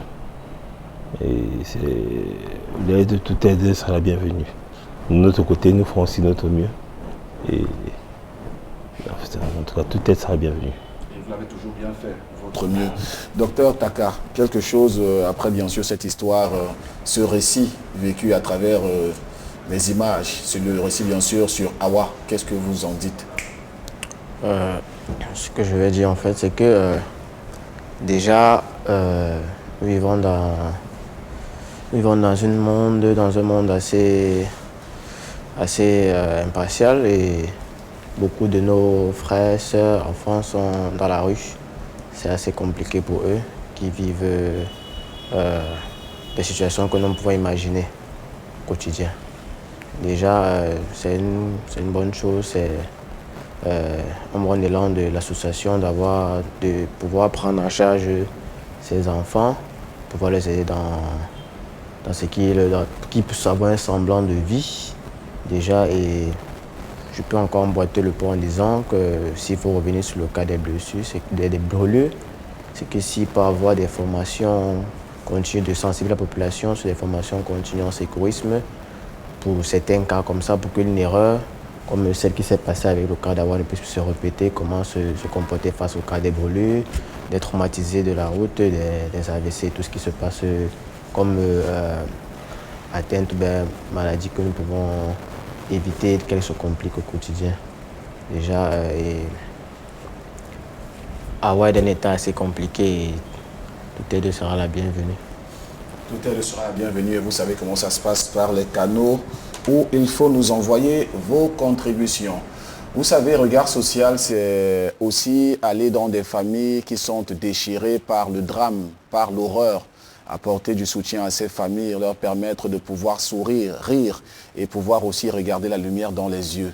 Nous vous proposons cette fois-ci d'aller dans d'autres familles où bien sûr la maladie est en train de faire fondre des cœurs. Je vous invite à vivre le cas de cette petite fille Lucrèce qui est déjà passée sur ces antennes et on reviendra pour le petit commentaire, c'est avec le concours de la réalisation. Mais avant d'y arriver, docteur Ngadieu, le cas de Awa, par quoi allons-nous passer au plus pire des cas? Bon, j'évite souvent de penser à ça, pire des cas. Nous échangions encore la dernière fois. Oui, tout à fait. Et nous nous sommes attelés à rappeler que le drame qu'il y a, c'est que beaucoup de gens pensent que, même chez Awa, beaucoup de gens nous ont suggéré une amputation. Mais nous sommes résolus de croire que une patiente, une enfant dite de la rue, n'est-ce pas, a déjà beaucoup de problèmes. S'il faut greffer à cela une amputation, un membre en moins, ce sera un drame terrible. Donc, nous devons tout faire pour sauver ce membre. Tous les moyens humains et matériels qui peuvent être mis à la disposition pour sauver ce membre. Awa étant un cas social, forcément, bien sûr, comme tous les cas sociaux qu'on nous présente, nous évitons de mettre de la main d'œuvre. Nous essayons, parce que déjà un médicament, elle a dit tout à l'heure, elle se retrouve à 70 000 par jour. 70 000 par jour. Je vous dis que 70 000 par jour, c'est plus de la moitié, c'est pour les antibiotiques, rien que pour juguler cette infection. Et après cela, il faudra certainement passer à une cicatrisation dirigée. Une cicatrisation dirigée, nous pensons pouvoir faire un traitement à pression négative, qui lui aussi est assez coûteux. Donc, au quotidien, qui lui aussi est assez coûteux. Et ensuite viendra des gestes de chirurgie plastique, des gestes de couverture, de perte de substance, c'est-à-dire des greffes de peau mince, épaisse, des lambeaux, qui eux aussi sont assez coûteux. Donc, le pire des cas, non. Le pire des cas pour avoir, ce serait certainement de ne pas avoir les moyens de se faire suivre. Voilà bien sûr le vaste chantier qui nous attend, soldats de la solidarité, âme généreuse portée par la bonne volonté. Vous voyez bien sûr que toute contribution, quel que soit le nombre de fois, sera bien sûr la bienvenue. Une vie n'a pas de valeur, n'a pas de prix. Donnez-y sans vraiment endurcir votre cœur. Donnez, accomplissons des miracles dans des vies. C'est le plus important. Je vous invite cette fois-ci à entrer au cœur d'une famille musulmane qui est d'ailleurs arrivée à Douala dans le cadre de l'exode rural pour chercher également des meilleures conditions de vie. Sauf que ce jeune couple qui a seulement commencé à consommer quelques mois de leur union a fait un enfant aujourd'hui qui est porté par une maladie devenue très très présente dans nos sociétés. Il s'agit d'un bébé qui est atteint d'hydrocéphalie et je crois, d'excroissance. Allons-y plutôt aux nouvelles de cette famille et puis on revient sur le plateau pour la suite. Au dispensaire, alors on me dit que la tension est montée. Il faut qu'on l'opère, on enlève l'enfant pour qu'on la sauve. On a sauvé on l'a sauvé. Je suis revenu encore au quartier pour venir chercher l'argent. L'argent que j'ai un peu gardé, tout c'est parti pour l'opération. On a opéré, on a levé l'enfant. Ça m'a montré l'enfant jusqu'à le lendemain. Mon activité, c'est le beignet de riz et la bouillie. Rien que ça, le matin que j'ai fait. Voilà mon arachide, je suis parti écraser là-bas. C'est ça que j'ai fait. Je suis parti écraser, je vais vous trouver à la maison. Il est sorti avec une maladie qu'on ne connaît pas. Nous sommes partis à l'hôpital à Quintino, on nous dit que si nous sommes prêts pour l'argent, je dis que moi je n'ai pas l'argent. Voilà pourquoi je suis sortie, car normalement l'enfant est toujours comme ça là. Parce que je n'ai pas. Je n'ai pas. Si j'avais, c'est que je me suis débrouillée, mais je n'ai pas. Je suis un maçon. Quand je trouve la tâche à faire, c'est ça qui me donne de l'argent. Mais quand il fait la journée dans les chantiers, la journée d'un technicien, c'est 5 milliards de cubiques mètres, même 4500. Quand est-ce que je vais économiser? Il faut qu'elle mange, il faut que l'enfant mange, il faut qu'on paie la mère, ne pas dormir dehors. On a accouché, l'enfant est parti à la cantine, ça n'a pas marché. J'ai dit, bon, il faut qu'on rentre à la maison. On va faire la prière, on va demander de l'aide. Dieu va nous apporter son aide. C'est Dieu qui a voulu que l'enfant là vienne ainsi. Et c'est Dieu seul, on a mis en ses mains, qui va amener la solution. Mais nous voici aujourd'hui. J'ai tout fait, j'ai tout fait. Je rentre à la maison à 1h du matin, je fais les heures supplémentaires dans les chantiers pour pouvoir gagner 400 francs chaque 1 heure. Mais je veux trouver 450 000 francs où la maladie n'attend pas. Quand la maladie commence, elle va vite, vite. C'est la guérison qui vient lentement, lentement. L'enfant n'a même pas encore 2 mois. Voilà, elle a une tête d'une personne qui a déjà 10 ans. Je ne comprends absolument rien. Le 2 avril de l'année dernière, 2021, comme l'islam l'a demandé, ma femme est tombée enceinte. À partir du 5e mois, je lui ai dit qu'elle aille à l'hôpital pour faire les visites. Elle est partie avec 10 000 francs. On lui a fait les visites, on l'a injectée. On dit qu'elle revient dans 1 mois avec 45 000. Elle est venue me le dire, j'étais au travail, je suis rentré le soir, elle m'a rendu compte qu'il n'y a pas de problème. Les 30 jours sont finis, je lui ai remis 40 000 francs. Et puis, elle a dit que tu as 35 000. S'il refuse, donne-le les 40 000. Elle a demandé, on lui a pris les 35 000. On a fait l'échographie, que l'enfant se porte bien. On nous a prescrit l'ordonnance. J'ai pris l'ordonnance, je suis allé à la pharmacie, j'ai acheté tous les remèdes pour qu'elle prenne.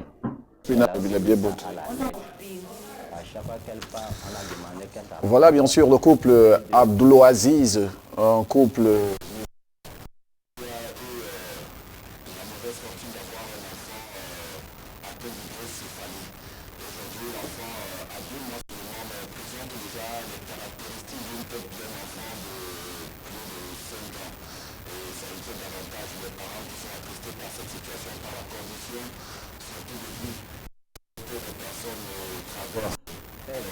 Nous avons recevoir sur ce plateau les parents de l'enfant pour essayer de comprendre leur situation.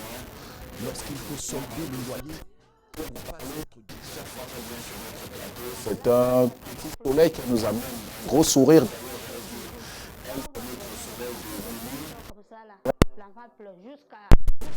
Les des traditions pour nos parents.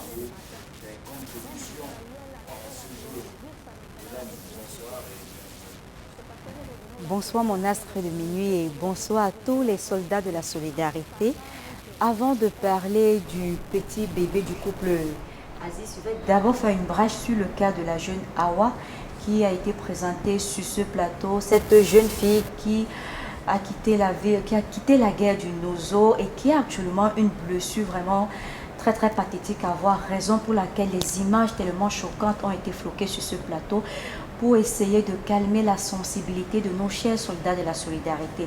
Nous avons perçu des contributions, nous continuons à les percevoir, nous vous disons déjà merci et ces différentes contributions sont les suivantes.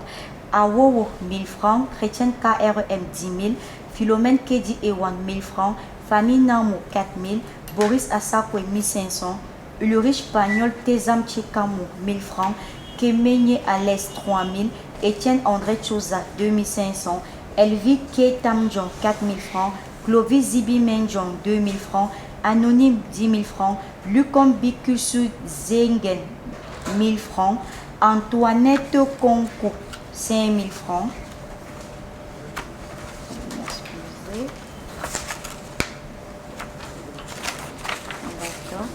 Aliou 2000 francs, Marie Lugal Mojo 2000 francs, Fojo Joseph de Yaoundé 2000 francs, Tanwi 10 000 francs, une chrétienne à Bafoussam 1000 francs, Famille Ngepi 1000 francs, Aboubaka Aruna Amouyoka 5000 francs, Bon Samaritain 1000 francs, Famille Chofo à Emana Yaoundé, 2000. Une veuve, 500. Lucienne Leclerc Fonga Ticha, 5000. Barthélemy Zogo, 1000 francs. Maliégou, épouse Tadonsa, 500 francs. Aboubaka Aruna, 500 francs. Chanceline Danke, 5000 francs. Laurel Demi Wonkam, 5000 francs. Denise Kenfakemoui, 1000 francs. Jacquinon Boten Lobert, 1000 francs. Vincent Kouyet Fotso, 1000 francs. Priskata Tchetala, épouse Tala, 10 000. Foncha Addison Fé, 1000 francs. Stéphane Valérie Dimoni Ganjo, 2000. Thérèse Chouassi Maninjom, épouse Pukegu, 1500. Ariane Modibi, épouse Fobaso Pédi, 1000 francs. Chefort Merci Apiambo, 2500. Pierre-Marie Chofo, 2000. Naomi Djanja, épouse Ndombu Nanda, 5000. Clarisse Yemeni Foku, 2000. GBY, 1250. Naïmi Loflin Chakounan, épouse Ken, 2000 francs. Chantal Free Asobo, 1500. Odette Chouambo, 1000 francs. Chancelier Tailleux, 1000 francs. Adonis Florent Ningaboula, 1500. Roger Ndjoussé, 3000. Eugène Foko Constant, 1500. Jeanne Ndjiche, épouse Tchenche, 2500. Sadio Ibrahima, 2000. Fidèle Konsobou, 300. Hilaire Olivier Kamdem Tali, 1000 francs. Estelle Ndatoyo Kwake, 1000 francs. Bébés Dey Bouvou, 2000 francs. Pauline Zefak, 5000. Annie Lomafo, 500. Madame Kuala Akonsamba, 1000 francs. Guy Bertin Kamga, 1000 francs. Fongo Fongo Suzanne, 1500. Jeannette Simo, 2000. Christian Zogoum Kamga, 2500. Annette Mireille Ekeke, 2500. Pauline Christelle Beyo Onboyekong, 1000 francs. Donateur anonyme de Bafou, 3500. Tinda Jonas Tila, 5000 francs. Béatrice Tikanda, épouse Ninou, 1000 francs. Jean-Georges Choutezo, 10 000 francs. Ndjeya Sat Alvin Agoge, 1500. Mathieu Ledou Pépon, 500. Ibrahima Djouhanatou, 2000 francs. Nsope Marie-Elisabeth, 7000 francs. Yannick Lionel Zambou Kendi, 2500. Bertrand Mofolonla, 11 000. Mireille Newat Nangwe, 500. Evelyne Ngakongamo, 3000 francs. Yannick Tanye Toukam, 5000 francs. Hassan Melo Sama, 1000 francs. Roland Leposi, 1500. Yvette Flore Juida Fosso, épouse Tafo, 2500. Daniel Emou, 10 000 francs. Nzechon Zoti Jufonce Châtelain, 1500. Cédric Noubissi Fozin, 2000. Valentin Sandon Nana, 4000. Nous avons, pour le compte de la jeune Awa, un montant de 233 050 francs CFA. Un montant de 234 000, vous dites 33 000. 33 000. 233 050 francs CFA. 233 050 francs CFA. Voilà bien sûr le montant que nous avons pu récolter pour le compte de Awa. Nous sommes tous d'accord que c'est insignifiant au vu des grands travaux, au vu du chantier à abattre sur son pied. Véritablement que la compassion puisse toucher vos cœurs. On en demande encore parce que ce n'est véritablement pas encore ce à quoi on s'attendait. Il faut agir maintenant, pendant, avant ou après l'émission. Réagissez pour cette jeune fille, enfant de la rue qui a tout perdu. Elle a perdu ses parents, elle a perdu son père, sa mère, elle a perdu ses enfants. Aujourd'hui, elle est sous un choc, sous un traumatisme qui pourrait l'emmener elle aussi. N'hésitez surtout pas à donner, donner et donner encore pour sauver cette vie, sauver cette fille, dit enfant de la rue. Avec vous, Irène Tembe, Oui. Passons à autre chose. Tout à fait. Nous allons faire la lecture des contributions du bébé atteint de l'hydrocéphalie qui était présent sur ce plateau la semaine dernière avec ses parents. Et la suite des contributions sont les suivantes. Bienfaiteur des États-Unis, 20 700 francs. Bienfaiteur, 2 000 francs. Bienfaitrice, 3 000 francs. Anonyme de Douala, 15 000 francs. Beuillon Francis Paulin, 5 000 francs. Chrétien de l'EECC de TSF de Nouvelle, 2 500. Une chrétienne de PK14, 1500. Madame Veuve Nonganfi, 6 000 francs. Soken Dormo Célestin, 1000 francs. Amel Tedom, 1000 francs. Bienfaitrice, 2000. Adeline Fouekem de Balmayo, 2000. Une parolienne de Gousso à Yaoundé, 5000. L'artiste Jimers, 5000 francs. Njoya Mama, 2000 francs. Et Bouele Charlemagne, 1500. Morel, 2000. Quemeuse Mégane depuis Bonabéry, 2000. Tagne Marielle, 3000. Fleurette Laure, 5000. Bienfaiteur, 5000. Rosanne Chania, 500. Bienfaiteur, 5000. Et non Jane Sonnet, 1000 francs. Une bienfaitrice de Bonamoussadi, 50 000. Madame Eteki, 20 000 francs. Une maman, 5 000. Papa Simo, 2 000. Bérénice Laure, 2 000. Bienfaitrice d'Olembe, 500. Tinda Simo, 2 000. Aban, 1000 francs. Sitche Etienne, 1000 francs. Bienfaitrice, 2 000. Wandi Foku, 750. Une chrétienne de Kekem, 2 000 francs. Kemdom Noubissi, 2 000 francs. Paul Gérard, 500. Bienfaitrice, 2 000. Groupe Solidarité Sonnel GSS, 37 500. Nono Julienne, 5 000 francs. Bienfaiteur, 5 000 francs. Nalamo Pissou, 1000 francs. Christelle Némé, 1000 francs. Famine Djachi, 15 000. Monsieur Abon de Village, 1000 francs. Georges Tafopa, 1000 francs. Paulny Bernard Gongon, 500 francs. Lavelle Michele Wamba Demano, 1000 francs. Anastasie Lequefac, 2000. Bienfaiteur de Tesso, 500. Fofouette Joseph Kenny, 3000. Un chrétien, 5000. Chiwa de Pubertois, 500. Mankou, 1500. Et Care Giver, 2000 francs. Et Paul John, 2000 francs. Priso, 1500. Une bienfaitrice de Bolova, 5000 francs. Jean Gono, 3500. Bienfaitrice de Pukumba, 5000. Gohaya, épouse Zahra Taï Elisabeth, 2000. Christelle Yemelimbi, 1000 francs. Florence Petkuna, 1500. Césaire Mathurin Nana, 2000. Yvonne Viban Berunou, épouse Fundjen, 2000. Oh Dieu, 1000 francs. Arel Landry Meunier, 2000. Ina Hassan Salamatou, 2000 francs. Cécile Ababa, 2000 francs. Joël Djameni Kamtia, 1000 francs. Serge, 5423 francs. Ngwe Stella Alandje, 1500. Christelle Chelowa, 2000 francs. Samson Oke Akombi, 5000. Linus Fluangene Wifluang, 500. Honorine Jotsa, épouse Ngimfa, 1500. Jessica Momo, 1500. Zaché Fonganjumbi, 10 000 francs. Jeannette Duidier Gabiapsi, 500. Mama François, 5 000. Une dame à Pindia, 3 000. Rebecca Brandt Ara, épouse Ngoula, 2500. Florence La Patience Tanonkou Tebekem, 2000. Serge Pating Boma Baby, 2000. Arlette Grasse et Bole et Sommet, 5000 francs. Joël Martinel Metsamba Nitindem, 2000. Maman Gami Thérèse Bepanda 3 Baram, 2500. L'association Jeunes Femmes Émancipées de Douala, 7000 francs. Guyopa, 5165 francs. Monsieur Tuitche Etienne, 10 000. Atanganakili, 1000 francs. Ouate, 10 000. Anonyme, 2 000. Domka, 2 000. Ngo Baongo, 1500. Ngemu Foka, 2 000. Ngefak Dekem, 1000 francs. Machi Chigumi de Florette, 8 000. Bienfaitrice au Canada, 2 000. Chenemo, 2500. Dagan, 1000 francs. Mama Bali du Canada, 5 000. Monsieur Willy, 2 000.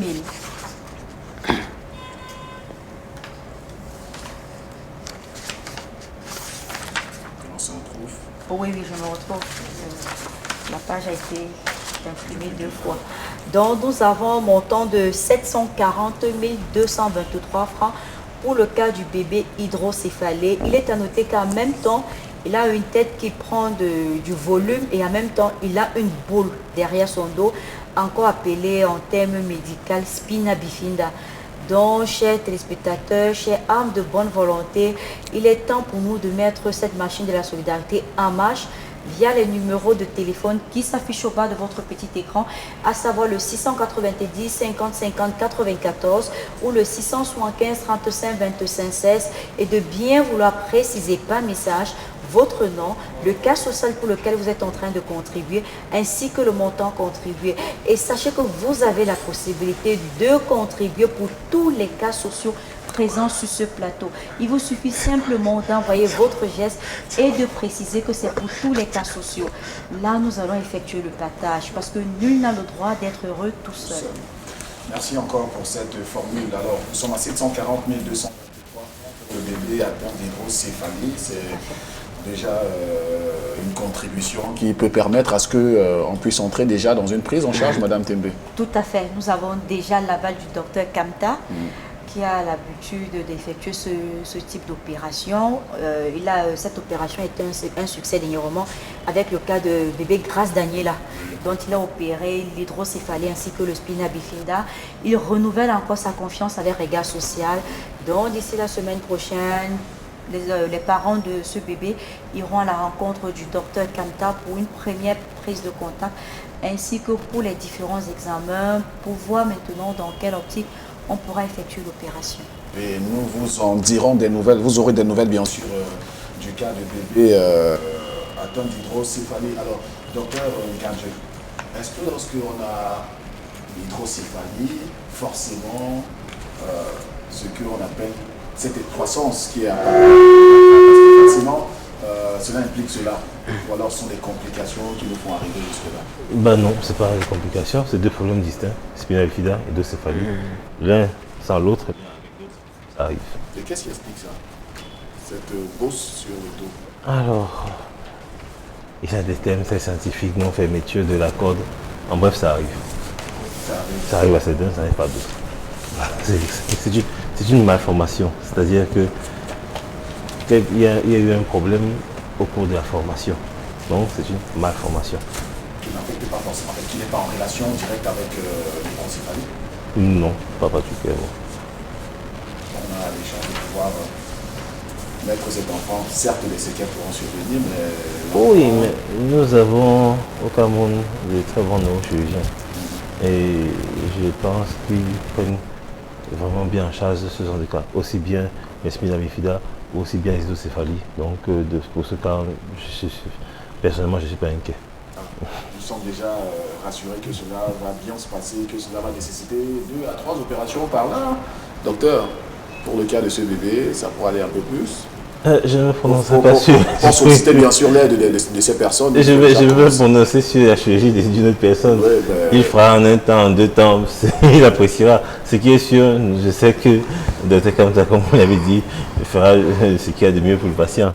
S'il pense le prendre en un seul temps, il le fera en un seul temps. S'il pense le prendre en 2 temps, il le fera en 2 temps. Il fera ce qu'il y a de mieux pour ce patient. J'en suis convaincu. Mon soleil, nous avons notre traditionnelle formule, dire aux gens comment est-ce que ça se passe pour que les dossiers puissent nous parvenir et comment est-ce que ça se passe. Est-ce que tu peux nous faire le déroulé? Tout à fait. Je continue toujours à marteler le dépôt des dossiers. Quand vous voulez être pris en charge par l'émission Regard Social est tout à fait gratuit. Vous n'avez pas besoin de monnayer pour être un cas social dans cette émission parce qu'il est inadmissible que vous êtes en train de demander de l'aide et vous êtes encore en train de sortir de l'argent pour demander quand vous êtes. Cela signifie que vous êtes capable de vous prendre en charge. Donc la procédure, elle est toute simple. Il vous suffit tout simplement de prendre une photo de vous dans un état indigent. Vous faites la photocopie de votre carnet médical. Vous vous rapprochez tout simplement de l'immeuble Equinox 6 au carrefour Bonacoamois en face de la Total rue Foch.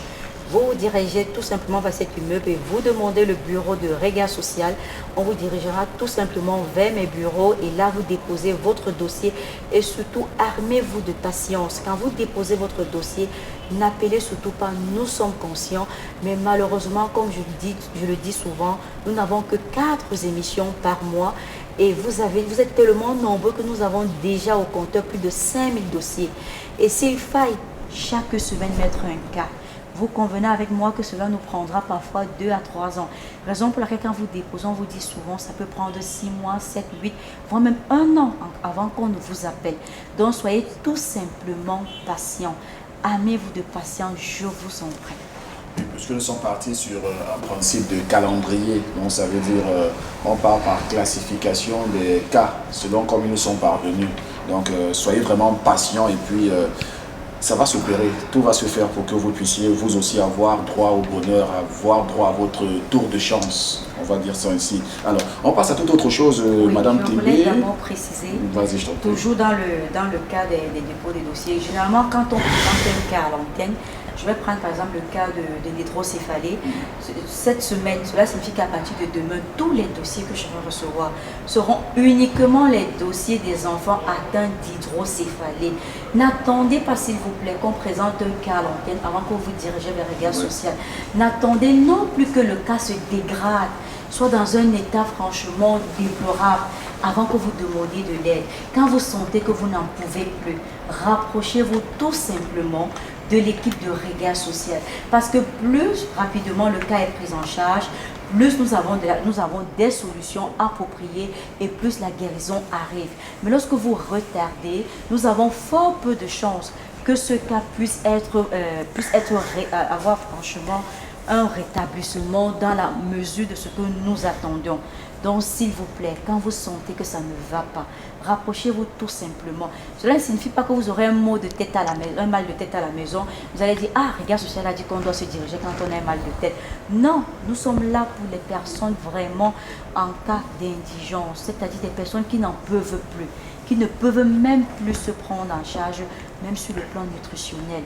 Là, c'est en ce moment que nous vous prenons en charge. Il y en a qui ont encore la chance d'avoir un toit, d'avoir un couvert chez eux, qui peuvent manger, qui peuvent se déplacer. Il y en a pour qui joindre les deux bouts, c'est tirer le diable par la queue. Donc, c'est vraiment pas évident. Nous venons en aide à ces personnes qui sont vraiment dans le besoin primaire le plus basique. Ce sont personnes qui ont besoin d'un regard social de faveur. Ce sont ces personnes qui ont besoin des soins intenses pour pouvoir être de la partie des personnes vivantes, être aussi parmi les personnes normales, retrouver aussi le sourire. C'est ça le but de cette émission, essayer d'apporter le bonheur, apporter le sourire sur chaque visage. Alors, parlons d'un tout autre cas, cette fois-ci le cas de la petite Yasmine. De mauvaises nouvelles apparemment, et Madame Irène Tembe. Tout à fait. Nous avons de la semaine dernière, il y a de cela 2 semaines, c'était avec un très grand sourire qu'on vous présentait l'état de Yasmine qui avait repris ses formes, elle avait pris du poids, elle était en santé, elle parlait même. Malheureusement, comme avait expliqué le docteur Milik sur ce plateau, il s'agissait d'une maladie immunopulaire, c'est-à-dire que son système était attaqué. Elle était attaquée par son propre système immunitaire. Raison pour laquelle Yasmine a encore rechuté. La maladie est revenue de plus belle, ce qui signifie que nous avons encore besoin de vous, chers soldats de la solidarité. Yasmine est rentrée à l'hôpital pour continuer ses soins. Donc nous avons besoin de redonner encore du sourire à cette petite fille. Et nous vous demandons de mettre cette machine de la solidarité en marche via les numéros de téléphone qui s'affichent au bas de votre petit écran, à savoir le 690 50 50 94 ou le 675 35 22 16. Si la technique me permet, je souhaiterais effectuer la lecture des contributions des personnes qui ont effectué des dons lors de ce cri de cœur en date du 28 février dernier. Et ces contributions sont les suivantes: Michel Kamdem 2000 francs, Bertine Dianfa 5000 francs, Joséphine Lemougoué 2000 francs, Bruno Watsou 1500, Rose Nyambone Saben 200 francs, Thomas Samchi Emmanuel 1000 francs, Franklin Kiadjaye 1000 francs, Ali Ibrahim 2000, Marie Marguerite Ngassa Kamnan, épouse Emi, 1000 francs. Sembendomi Joël, 5000 francs. Régine Jeanne Bia, 5000 francs. Alice Kemounye Sime, 1000 francs. Sylvie Aimé Mogueye Mogom, 1000 francs. Michel Kalix, 5000. Tomposi Jean, 600 francs. Aurélie Audresse Ombalidi Mbappé, 2000 francs. Garba Chéri Mohamadou, 2000 francs. Pius Chouou Chui, 1000 francs. Florence Godem, 2000. Eve Yosa Lesa, 2000. Ngwafo Joseph Ngan, 2000. Adjoumessi Christophe, 3500. Madame Gounou, épouse Nouya Diam Hélène de Yaoundé, 3000. Famille Kemeze, 1000 francs. Une bienfaitrice, 10 000. Bienfaitrice du Canada, 25 000. Une bienfaitrice de Yaoundé, 30 000. Reine depuis Yaoundé, 1250. Bruno de Markba à Fumbot, 5 000 francs. Bienfaitrice d'Abidjan, 75 000. Comme Brigitte, 1500. Une chrétienne de Saint-Mathias, 2500. Voufo Domendo, 1500. Ndoutoumou Entama Placide, 5 000 francs. Dynastie Yonta, 10 000 francs. Domlep Erika Marouchka, 5 000 francs. Zoyem, 2 000 francs. Mama Jacqueline des États-Unis, 10 000 francs. une chrétienne à Genève, 10 000 francs. La famille Comme de Marois, 5 000 francs. Bienfaitrice de Ndorbonne, 5 000 francs. Madame Annie du Purgatoire, 2 500. Famille Ndjoufa, 1 000 francs. Une chrétienne, 4 000. Monsieur Tabi Michel, 10 000. Anonyme, 5 000. Famille Singwe de l'Orbessou, 10 000. Association Les Fèves, 180 000. Wandi Brajol, 10 000 francs. Monsieur Monte Api, 1 000 francs. Ngabso Jimmy Achille Bata à Guinée, 10 000 francs. Bienfaitrice, 5 000. Une famille bienfaitrice a aidé à 25 000. Le couple Mebongo, 15 000. Mani Henriette, épouse Kwamenye à Mabanda Bonabéry, 1 500. Maurice Flore, 5 000. Bienfaitrice, 5 000. Mathieu Foguet, 500. Une famille chrétienne à Tchang, 2 000. Maman Thérèse Kouetier, 5 000. Newton de Mendon, 5 000 francs. La famille Gouyen, 2 500. Âme de bonne volonté de Biemassi à Yaoundé, 2 500. Papa Simo Roger, 2 000. Brenda Flore, 1 000 francs. Comme Brigitte, 2 000. Une famille chrétienne, 1 000 francs. Serendipity Club of Douala Association, 100 000 francs. Neshi épouse Nzouché, 1 000 francs. Tondi Alice, 1 000 francs. Apôtre de la miséricorde divine, 1 500. Madame Feudio Lucienne, 5 000. Family in Ari Village, 1 000 francs. Bienfaiteur, 10 867 francs. Bati et Lazy, 5 000. Une famille des sauces, 13 000. Nous d'autant que Océane Inès, 1 000 francs. Meyiman Gomayo, 500. Anonyme, 1 000 francs. Edouard Abafoussam, 1 000 francs. Madame Dormo Philomène Tekassé, 2 000. La maman de Fatima, 2 000. Groupe Solidarité Sonel GSS, 37 500. Association Les Glorieuses, 60 000. Un chrétien, 5 000. Maman Gami Thérèse de Bépanda 3 Baham, 2 500. Maman Bali du Canada, 5 000 francs. Donateur anonyme de Bafou, 3 500 francs. Nous avons pour le compte de Yasmine un montant de 3 789 367 francs CFA. Il est à noter que la semaine dernière, nous étions à 3 300 et poussières. Donc, grâce à vos contributions depuis la date du 28, nous sommes actuellement à 3 789 367 francs CFA. Nous avons déjà dépensé plus de 2 millions de francs CFA. Donc, chers âmes de bonne volonté, soldats de la solidarité, continuez parce que c'est un traitement qui recommence encore à zéro. Donc, cela signifie que c'est à vie. Yasmine subira ce traitement à vie jusqu'à ce qu'elle atteigne l'âge de la majorité. Justement, la question que je m'apprêtais à adresser au docteur. Alors, docteur, on parle de la maladie qui refait surface. Y a-t-il un processus qui a été biaisé dans le suivi de son cas? Puisqu'elle était presque rétablie déjà. Il n'y a pas de processus biaisé. Je pense que le docteur Mélégi l'a dit bien précisé il y a 2 semaines. Alors, c'est une dermatite bulleuse, une maladie auto-immune. Ça veut dire que c'est un phénomène d'auto-immunité qui continuera, mais qui peut être interrompu par des traitements qui sont continus. Donc, s'il y a une bonne prise médicamenteuse, ça veut dire que la maladie ne va pas ressurgir de sitôt ou c'est comme ce sont des crises? On ne peut pas être aussi affirmatif, dire qu'une bonne prise médicamenteuse sera suffisante pour éviter, mais une bonne prise médicamenteuse serait un grand atout pour éviter qu'elle ne revienne. D'accord. On comprend que c'est un suivi à vie.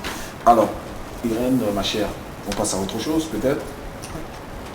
Si la régie nous permet, on pourra parler du cas de Rose. Rose d'ailleurs. Nous allons d'abord parler du cas de la petite Ange Lucrèce. Cette petite, on ne dira pas aveugle, on dira malvoyante, qui a perdu la vue, mais qui de temps en temps essaye avec difficulté essaye un peu de voir malgré le fait qu'elle ne peut pas voir. Cette petite était présente sur ce plateau en date du 13 août 2020. Elle était présente sur ce plateau avec ses parents où elle demandait de l'aide. Elle avait besoin d'une assistance médicale, de l'achat des lunettes, une canne. et tout. Vous avez contribué pour cette petite et nous allons effectuer la lecture des contributions depuis la date du 13 août 2020. Et ces contributions sont les suivantes. Association G8 Cœur Uni, 100 000 francs. Famille Kamgia, 2 000 francs. Famille Taché, 2 000 francs. Anonyme Congo Brazza, 5 000 francs. Stella Atetenen, 5 000 francs. Bienfaiteur, 5 000 francs. Chrétien de Madagascar, 1 000 francs. Christine de Bafoussam, 1 000 francs. Une chrétienne de Bafoussam, 5 000. Bienfaitrice, 5 000. Une chrétienne de Yassa, 5 000. Famille Fouette depuis Libreville, 5 000 francs. Berthe de Tian, 5 000 francs. Bienfaitrice, 2 500. Madame Tienche, 2 500. Yebjo Rosie, 1 000 francs. Bienfaitrice, 1 500. Famille Quinfer de Yaoundé, 5 000 francs. Emmanuel Bassama, 1 000 francs. Colonel retraité Yomi Théodore, 10 000. Goufar Justine de Limbe, 4 000. Une maman à Sanchou et ses enfants, 1 000 francs. Un inconnu, 30 000. Choutou Wantom, 2 000. Pombo Richard, 2 000. Monsieur Kicho, 5 000. Un chrétien, 2 000. Une bienfaitrice de l'église évangélique de Noubel, 2 500. Jésus miséricordieux, 5 000. Aristide, 10 000. Famille Gansom, 5 000 francs. Chouya Virginie, 5 000 francs. Famille Dieu Veille, 2 000 francs. Che Ndjouyou Alobessou, 2 000. Madame Chenou Marie, 1 000 francs. Arche de l'Éternel, 1 000 francs. Michel, 10 000. Génération Méni, 20 000. Famille Kamta Télésport, 10 000. Famille Kani, 1 000 francs.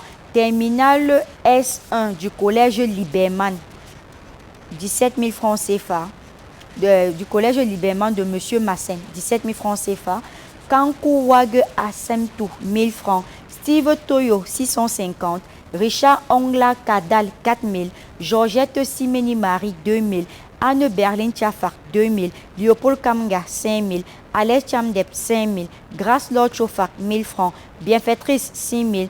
Famille Gekou Martin Kamdou, 5 000. Ndiaou Pierre, 1 000 francs. Bienfaiteur, 5 000.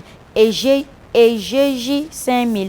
Madame Chokon Tombopi, 2 500. Maman Christine Deki à Yaoundé, 1 500. La famille Ateba, 10 000. Maman Hélène de Bassa, 3 000. Bienfaiteur DDJC, 1 000 francs. Basile, 2 500. Famille Tuendem Cécile de la Belgique, 5 000. Stéphane Duidje, 2 500. Bokam, 3 500. Chamo Chawe, 500 francs. Bienfaiteur, 7 200. La famille Bamou Gabriel, 2 500. Les femmes humbles, 10 000. Thérèse Ngiapé Kamto, 1 000 francs. Marilyn Fabiola Bacho Wutankwa, 10 000. Une bienfaitrice, 25 000. Famille Yosa Dongodi Bakoko, 1 000 francs. Massou de Boya, 25 000. Mary and Family, 5 000. Ndjeye Njomo Agarwa, 1 000 francs. Bilanda, 5 000. Maison de prière de Lorbaba Entreprise, 2 000 francs. Une chrétienne de Kopchou à Bafoussam, 3 000. Un enfant béni, 2 000. La famille Selambi Kribi, 2 000. Marie Geneviève, 500. Laïla Mouchingam, 1 000 francs. Gaëtan Oza, 500. Anonyme de Yaoundé, 1 500. Farel Dieu Veille, 2 000. Ngemto Foko, 5 000. Alain de Bafoussam, 1 000 francs. Guy de Village, 1 000 francs. Une famille chrétienne de Bameka, 1 500. Pharmacie de garde de Ndorbonne Citadelle, 5 000. Abdel Azizi, 500. Wamba à Bafoussam, 2 000. Monkam Djumi, 1 000 francs. Funke, 1 500. Martin de Yaoundé, 4 000. Famille Gansom, 5 000. Foga Kemdem John, 5 000. Une chrétienne, 3 000. Jomo Loïc Karel depuis Yaoundé, 2 000. Le Mobem Hervé et sa famille à Yaoundé, 1 000 francs. Dodo La Joie, 2 000. Osé Anko, 10 000. Ndiofo Paul, 1 000 francs. La famille Fontette de Belgique, 10 000. Jean-Pierre Dassi, 5 000. Ulrich Kevin Gamo Monté, 2 000. Tommy Guy Blaise, 5 000. Vincent Napi, 2 500. Gabi Guillaume Techago, 2 000. Groupe des pêcheurs de Malabo, 20 000. Bienfaiteur, 2 000. Famille Dem, 31 244 francs. Mani Rebecca Amanjo, 500. Maman Mouka Marie, 1 000 francs. Papa Chanko Augustin Amanjo, 1 000 francs. Le cordeau de Manjo, 1 000 francs. Collège Maya de Kekem, 10 000. Famille Togwa Fonto, 5 000. Chrétien de Yassa, 2 000 francs. Nous avons pour le cas de la petite Ange Lucrèce un montant de 511 350 francs CFA. Un montant de 511 350 francs CFA. Alors, le cas était passé en date du 13 août 2020. 13 août 2020. Donc, il s'est agi, disons, presque 1 an et demi. Ça fait du temps déjà. Oui. Il faut donc convier les parents de cette jeune fille à nous retrouver Tout à fait. Au bureau de regard social chez vous, Madame Tembe. Tout à fait. Les parents de la petite Ange Lucrèce sont priés de se rapprocher du bureau de regard social et demander Madame Irène Tembe pour entrer en possession de la canne et également des frais d'hôpitaux par rapport aux lunettes de la petite. Merci en tout cas pour ces contributions, la traçabilité que vous faites très bien, Madame Irène Tembe, notre soleil qui nous apporte de bonnes nouvelles pour aujourd'hui. Une mauvaise, il s'agit du cas de la petite Yasmine, maladie de la peau. La maladie a refait surface. Vous comprenez combien de fois il faut encore contribuer pour qu'elle puisse redevenir ce qu'elle était déjà. Elle nous a procuré du bonheur sur ce plateau, je me rappelle très bien, la dernière émission. Nous étions contents de voir qu'elle soit vraiment, qu'elle ait retrouvé d'elle-même, de son corps et qu'elle ait de la joie de vivre. Alors, avant de se séparer, puisque nous sommes arrivés en phase terminale de cette émission, Dr Taka, peut-être un petit mot sur les situations, les cas qui sont passés tout à l'heure. Déjà, le bébé hydrocéphalie. Déjà, pour conclure, pour mettre un thème à notre séance d'aujourd'hui, je tiens à préciser que ces cas que nous présentons aujourd'hui peuvent être évités si nous adoptons des gestes adéquats. S'il faut prendre le cas de la brûlure, des meilleures attitudes à adopter à la maison, avoir le meilleur geste, avoir la meilleure information, comme je disais en fait sur les cours de sécurisme et tout, peuvent contribuer à ce qu'il n'ait pas une détérioration de ces cas-là. S'il faut arriver sur le cas de la spina bifida et de l'hydrocéphalie, je tiens à dire que je ferai une sensibilisation au niveau des femmes enceintes, n'est-ce pas, que les consultations prénatales sont très très importantes déjà. Elles permettent de déceler ce type de cas pendant la grossesse et bien qu'elles peuvent aussi survenir même après la grossesse, n'est-ce pas, et une consultation prénatale déjà bien suivie peut déceler et avoir une autre prise en charge et peut-être favoriser la meilleure qualité de vie de la famille et tout, n'est-ce pas. Et dans le cas de la maladie auto-immune qui est la dermatite bulleuse, je tiens à dire qu'en fait que déjà en l'absence de traitement, c'est clair que la pathologie va continuer à perdurer et plus se compliquer. Mais avec un traitement adéquat, il y a une possibilité, les chances de ralentir la pathologie sont plus élevées que l'absence de traitement. Donc c'est ça en fait que tu as redit, des gestes à adopter, le traitement qu'il faut au moment qu'il faut et bien évidemment, je tiens à conclure en disant aussi que nous remercions déjà les âmes de bonne volonté d'avoir eu à contribuer. C'est déjà louable ce qu'ils ont eu à faire et nous les exhortons toujours de continuer à contribuer parce que il y a ces enfants-là, ces cas-là qui auront toujours besoin d'eux, qui auront toujours besoin de nous et d'autres aussi. Et merci bien.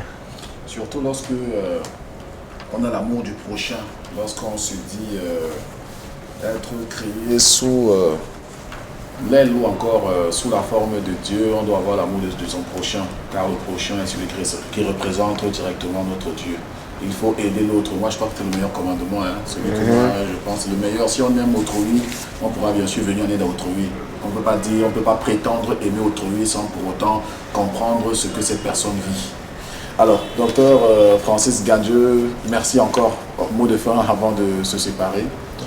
Mon mot de fin, c'est simple. Nous avons toujours, comme on a dit, un cas de brûlure évitable qu'il faut aider. Nous avons deux cas qui ne dépendent pas d'eux, une dermatite bulleuse, une spina bifida avec hydrocéphalie. Et nous avons une personne qu'il faut aider à voir. Une personne qui, je dirais, ne voit pas la vie comme nous, qu'il faudra aussi aider. Merci, Dr Francis Gadieu. Mon soleil, on va se séparer. Mot de fin. J'ai toujours cette note triste. On va dire à tout le corps enseignant, ces personnes qui se battent, grâce à qui nous sommes aussi présents sur ce plateau, grâce à qui nous sommes en train de nous exprimer, à ces enseignants qui nous ont permis d'être des personnes formidables. Beaucoup de courage et mes condoléances à tout le corps enseignant pour le cas de l'enseignant Amidou qui est décédé dans des conditions tragiques. Nous adressons à tout le personnel enseignant beaucoup de courage et nos sincères condoléances.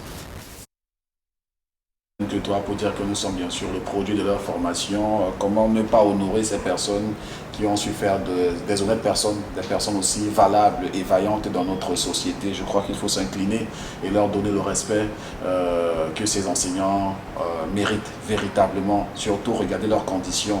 Les conditions d'abord de revendication, je crois qu'elles sont légitimes et nobles. En tout cas, ça n'engage que moi. On va se dire certainement la semaine prochaine, prenez soin de vous, prenez soin des autres. Merci à toute l'équipe qui a abattu un travail de fourmi assez considérable. La réalisation, celle de Cédric Chouna. Merci à Warren, Daniel, Dani, The2. Merci aux caméramen, je pense tour à tour à Dallas, Jana, à Watat, Eric. Merci à la diffusion, celle de Zéphérin. Merci à toutes les personnes qui nous ont prêté une attention toute particulière. Vous sortez, prenez soin de vous, surtout lavez-vous les mains et portez vos cache-nez. À la semaine prochaine.